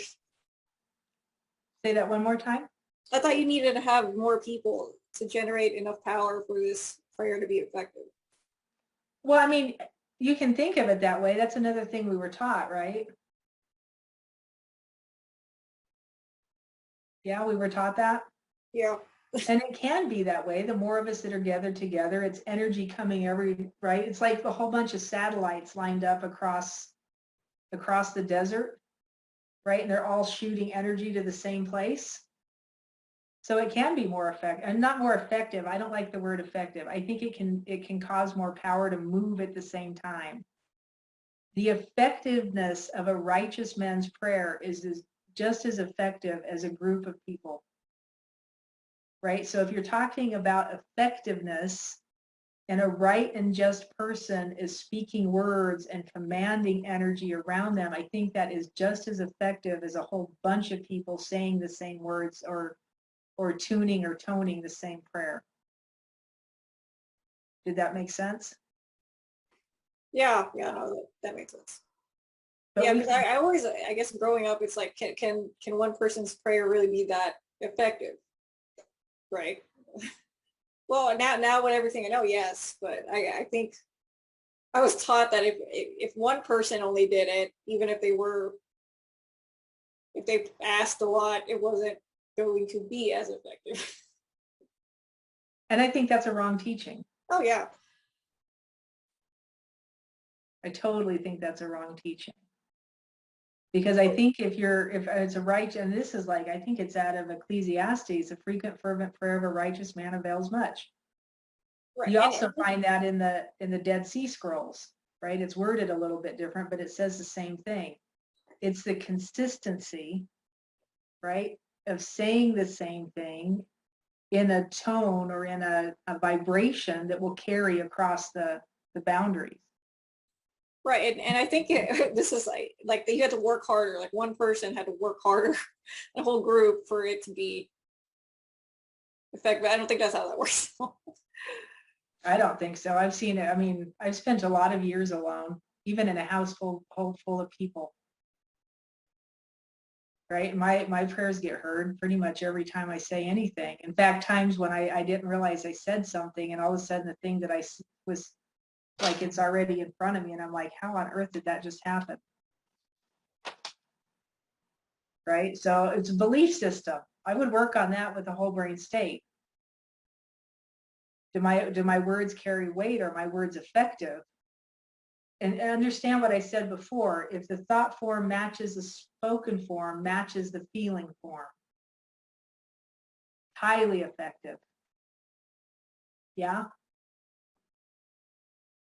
All right, and then let's see, Noriko's asking, once a negative emotion dissipates, can we do the positive affirmations without undoing the whole brain posture, or should we not combine? I would actually redo it because you've altered something, right? And if we're crossing and we're trailing it through space and time and through our brain matter, right? So we're trailing by crossing, your physiology is doing something. I would do the negative, and then I would come back and do your opposite positive. You're going to get to a point though, so kind of understand this. Once you get to a certain place when so much of this negative stuff is out of your head, it's the neuroplasticity has effectively come undone. You can actually just spin positive, right? The positive affirmations into the system, and they'll just root like that because there's nothing else in there. I don't think we were meant to be making neuroplasticity to some of the stuff we've made it to. And it's weird when you get all this junk out of your head and you're just like, huh. My husband will ask me, what are you thinking? And I'm like, I got no thoughts. I'm not thinking. I'm like, what do you want to think about? Because give me something to direct myself towards and I can think about it with you. But I've taken so much of the neuroplastic that was put into my head and like moved it just by doing some of these processes that I'm like, I can literally sit and have no thoughts. And it's extremely weird when you first, because you feel like I should be thinking about something. It's like, no, this is rest. That's when you're at rest, is when you don't have to think. Yeah. So yeah, do it however. But I would undo the posture, and then I would redo it to the new affirmation, right? And I do know, like, psych-k likes to go straight to the new affirmation, and then they just hold that for a period of time. But I've seen it work and I've seen it not work. So if it doesn't work, come at it again. Don't think one and done, right? This is not the Western medical miracle pill. It's not a one and doneer. Sometimes you have to come back and repeat it, right? If anger is in every cell of my body and every organ and every tissue and every, right, I'm totally absorbed with this anger and I don't even know where it came from. it took a few, and I won't even lie, it took a few years to get rid of all that anger. I worked on it and I worked on it and I kept coming back to peace and back to peace, right? And now I have to go search for anger. But when I need to get angry, I can find it pretty quick, right? I produce the chemicals that get me to where I need to go. And then I don't save them, so I don't have to keep regurgitating it. Does that make sense? But yeah, start out doing that, and then you'll get to a place where you don't have to do that so much anymore. Because it will. You're going to empty this out and you're going to be like, oh, now what do I do? Right? Now you create. Now you become the creator, because I'm right here, right now, and then my thoughts become my creation. Okay? Lily's saying constant fervency can be begging prayer or a place of holding this peace energy. One day I realized that I was begging. Like I don't really believe it was possible. I think the gratitude prayers and the commanding, once I let go, can carry the energy of the higher trust and belief. Well said. Yes. Yeah. And I don't think, I mean, begging is all the pleases, and we were taught to beg God to do it. And I think God was going, no, you do it. Like I gave you the power. You go do it. I think that's another false teaching, thinking that we can't, or we're not supposed to. We're supposed to go through somebody else or something else. And God's like, no, that's why I gave you the system. Like, use the system. But nobody taught us how to use the system. Okay, that's beautiful. Yeah. So B's talking about all the stuff you can fill out to legally keep them from taking your job. Yeah, there's so much. If you need anything else, let me know too. I can add to that file for you. So Melissa's saying I was going to act prayer like a beggar rather than a place of power. Yeah, there's a difference. Don't beg. He gave you the power. You command it, right? That's the prayer of Jabez, right? Increase my territory. Put your hand on me. Keep me safe. That's a pretty simple prayer, and it's all commands. It's not begging anything, right? And then it said the next verse, if you read it in the text, the next verse, then God did what he said, right? Because he wasn't begging. Okay, now I don't, but the begging probably came from being Catholic. Oh, that's wonderful. All right, questions, thoughts, concerns. Anybody have anything else that they want to know about or ask, or anything? Is anybody in? Oh, go ahead. Yes, I have noticed that when I have an insight, transferring that to behavior could be a problem. And now there's an improvement. I have an insight, I transfer it to behavior, but then repeating that so that it becomes consistent is a block. I was wondering if you might, of course, I can try all the inputs that I've heard from you this morning about crossover. I haven't tried that, working on making it consistent, making it a habit. There seems to be some kind of a block about repetition.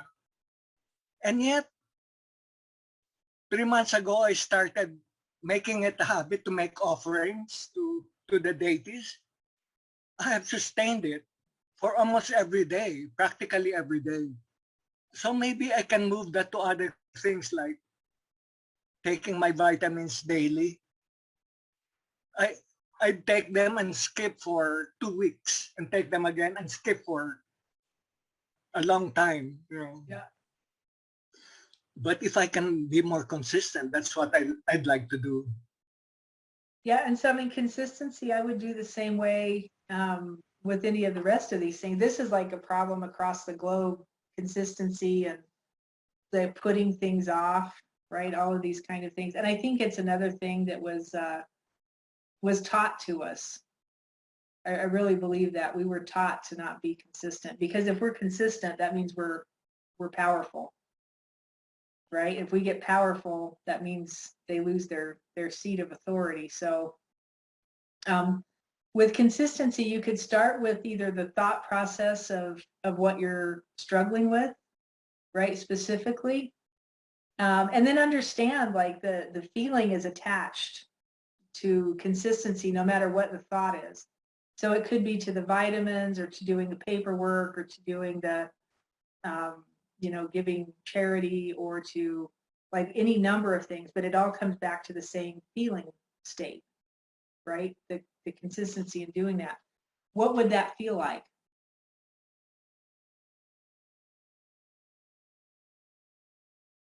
What would it feel like?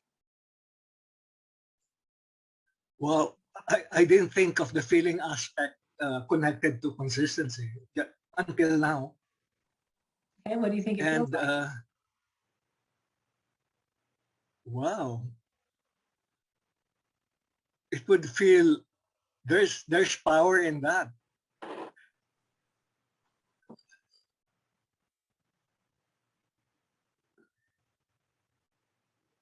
Wow, feeling consistent. It's a hard one to describe, isn't it? It's hard to describe, yeah, what it feels like to be consistent. But I think you gave me a clue that maybe that's where I can focus on when I do the crossover.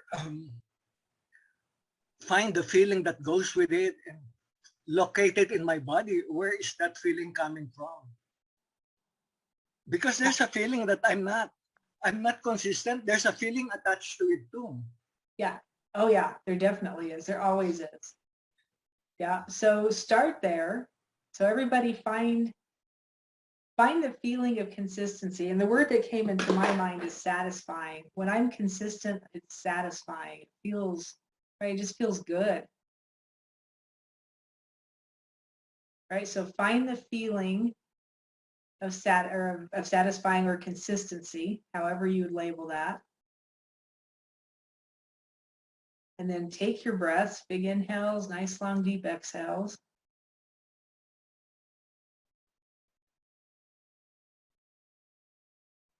And then cross your ankles and your wrists. Find those positions, that crossover pattern.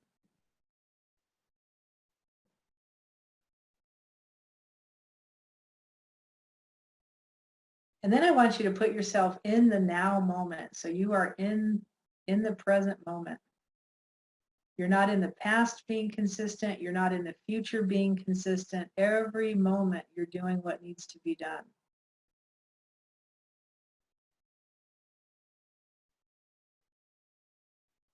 And then you can do that search through your body and find that feeling. And then put your awareness on it.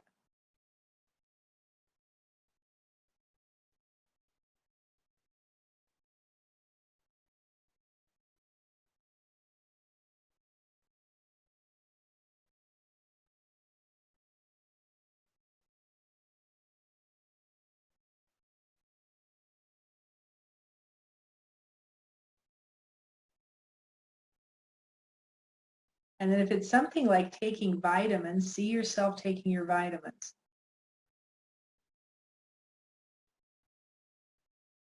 You can even set a clock inside your mind, whatever time it is you need to take your vitamins, that you're setting that clock to consistently go off every day.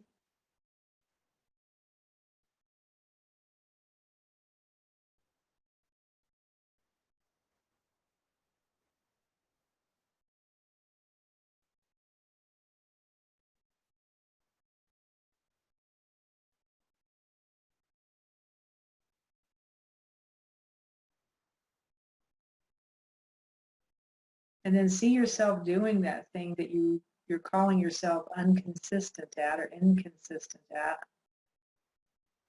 And I actually want you to do it in the feeling of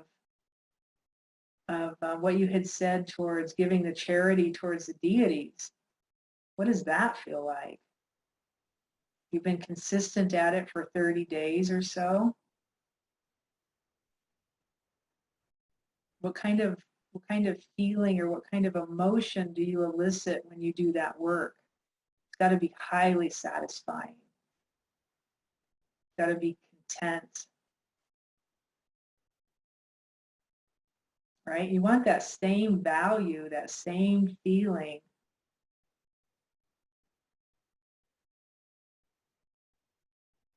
When you're doing anything in the now moment, in the present moment, it's all equally important. Paying homage to your physical body and giving it the vitamin, the supplements that it needs, feeding it what it needs. Giving your charities to the deities.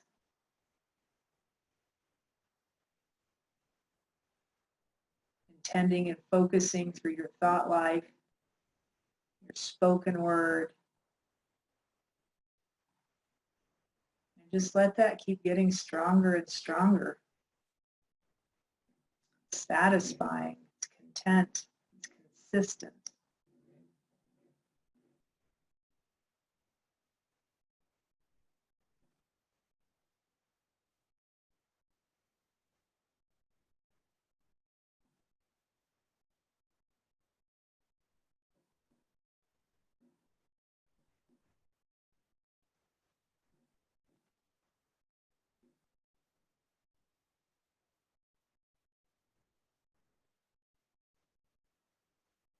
And then when you're ready, take a big breath.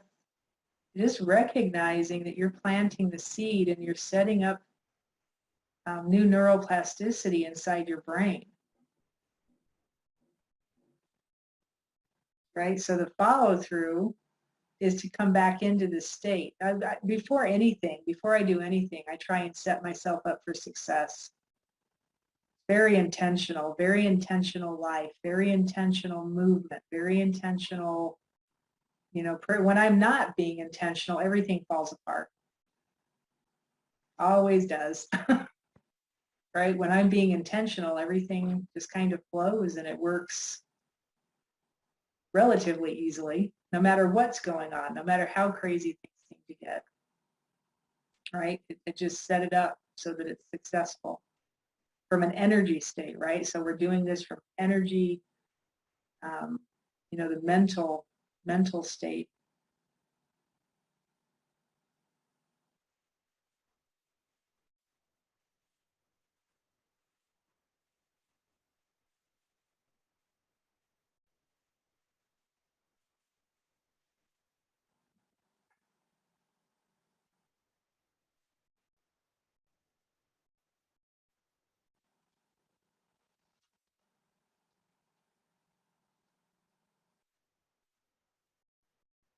And then one of the keys to this too, for everybody who's left in here, is once you've got that feeling, open your eyes and don't let the feeling leave you. Open your eyes. Don't let that feeling leave you. Try and walk around in that state.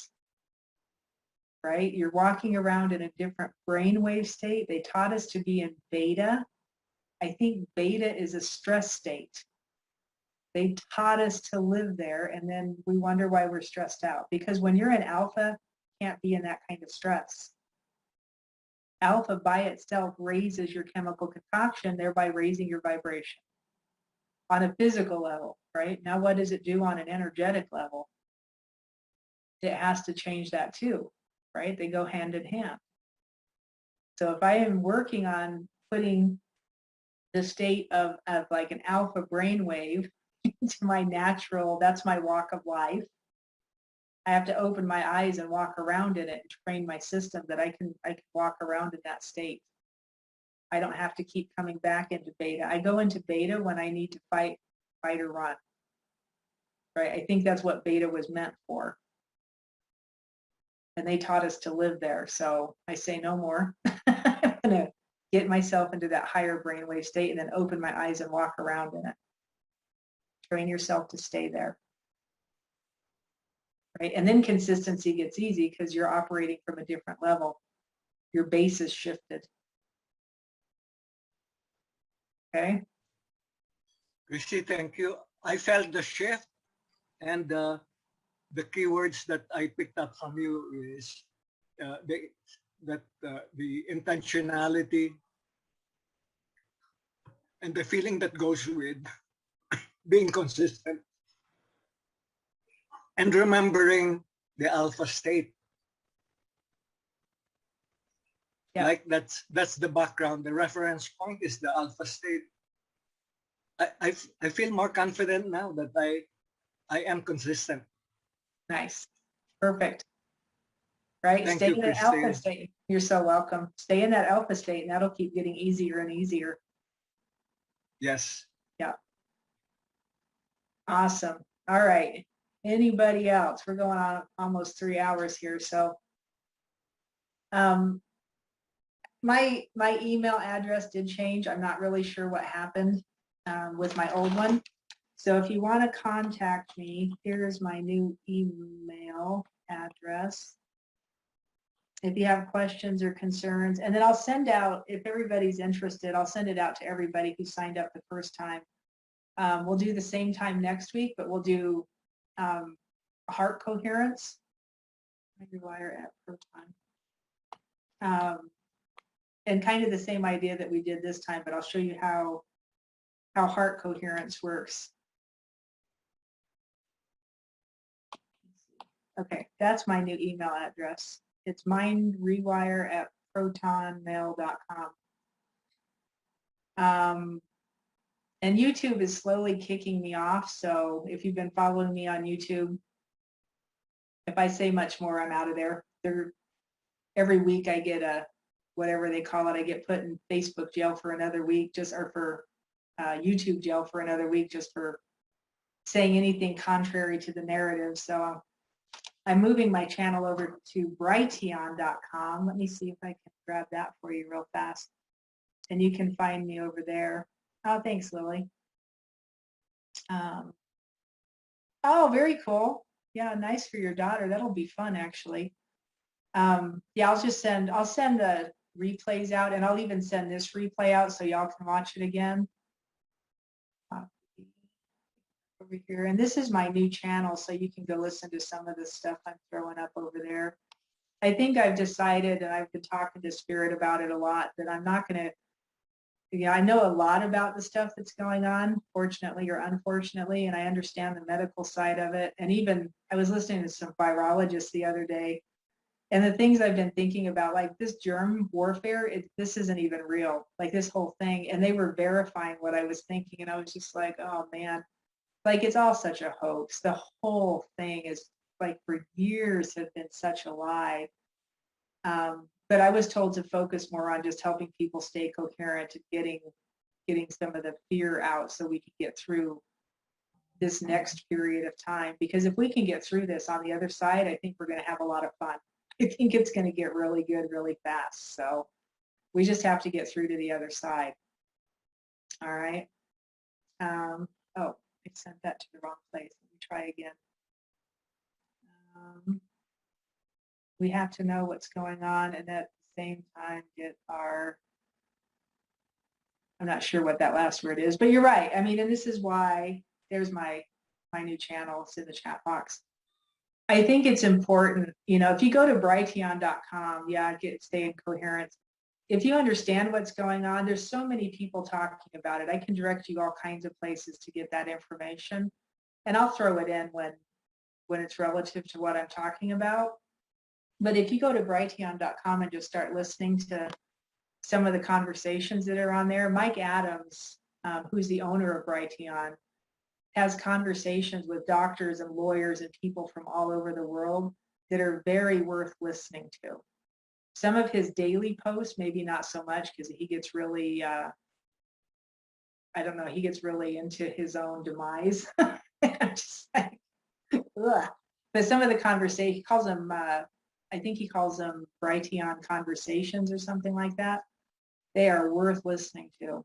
He's got some really intelligent people coming on and talking to him. So, all right. Well, if everybody is happy and that you understand what we were just doing, and I'll just send the link out, and those who can make it next week, we'll do this again. And we've talked about, a couple of us have talked about starting a conversation where it's just a group of people that can come in and out. We'll talk about the state of the world and some of the stuff that we're hearing and that we know and what we're being told is going on. If you're interested in that, I think that might start next week. Who were you talking about listening to? Mike Adams on Brighteon.com. He's also known as the Health Ranger. Yeah, Mike Adams. Super interesting fellow. It's his conversations. He calls them, I want to say they're Brighteon conversations because that's the channel name, but I'm not sure. But he also does like a daily summary because everything's happening so fast. And sometimes I can't even listen to it because he's so emotionally driven. I'm just like, whoa, dude, to calm down. I got pine needles for tea. Oh, very cool. I'm loving the anise. The star anise tea is amazing. Yeah, really good stuff. All right, I just want to bless you all. Thank you for being here. Hopefully I'll see you next week if you want to do the heart coherence one. And if not, I'll send you the replay for this one so you can watch this again and then let me know if I can help in any way. All right? All right, we will see you all again soon. Hey, Christy Mattoon here from Rewire. I hope you enjoyed that and got something out of it if you watched it all the way through, or even if you just watched the part where I was teaching you how to get into whole brain coherence. If you want to know more and you want a more in-depth experience with that, you can work with me privately. And again, just reach out to me at mindrewire@protonmail.com. Or I have a pre-recorded seminar that's more comprehensive on this idea that goes into it even deeper. And if you're interested in that, it's only $77 at my website, mindrewire.com, and you're more than welcome to go purchase that. If you have any questions or want to talk to me for a little quick second, I am always open to do that. Like I said, just shoot me an email at mindrewire@protonmail.com, and we can set up a time and have a little 15-minute discussion. I want to bless you. Thank you for being here, and peace.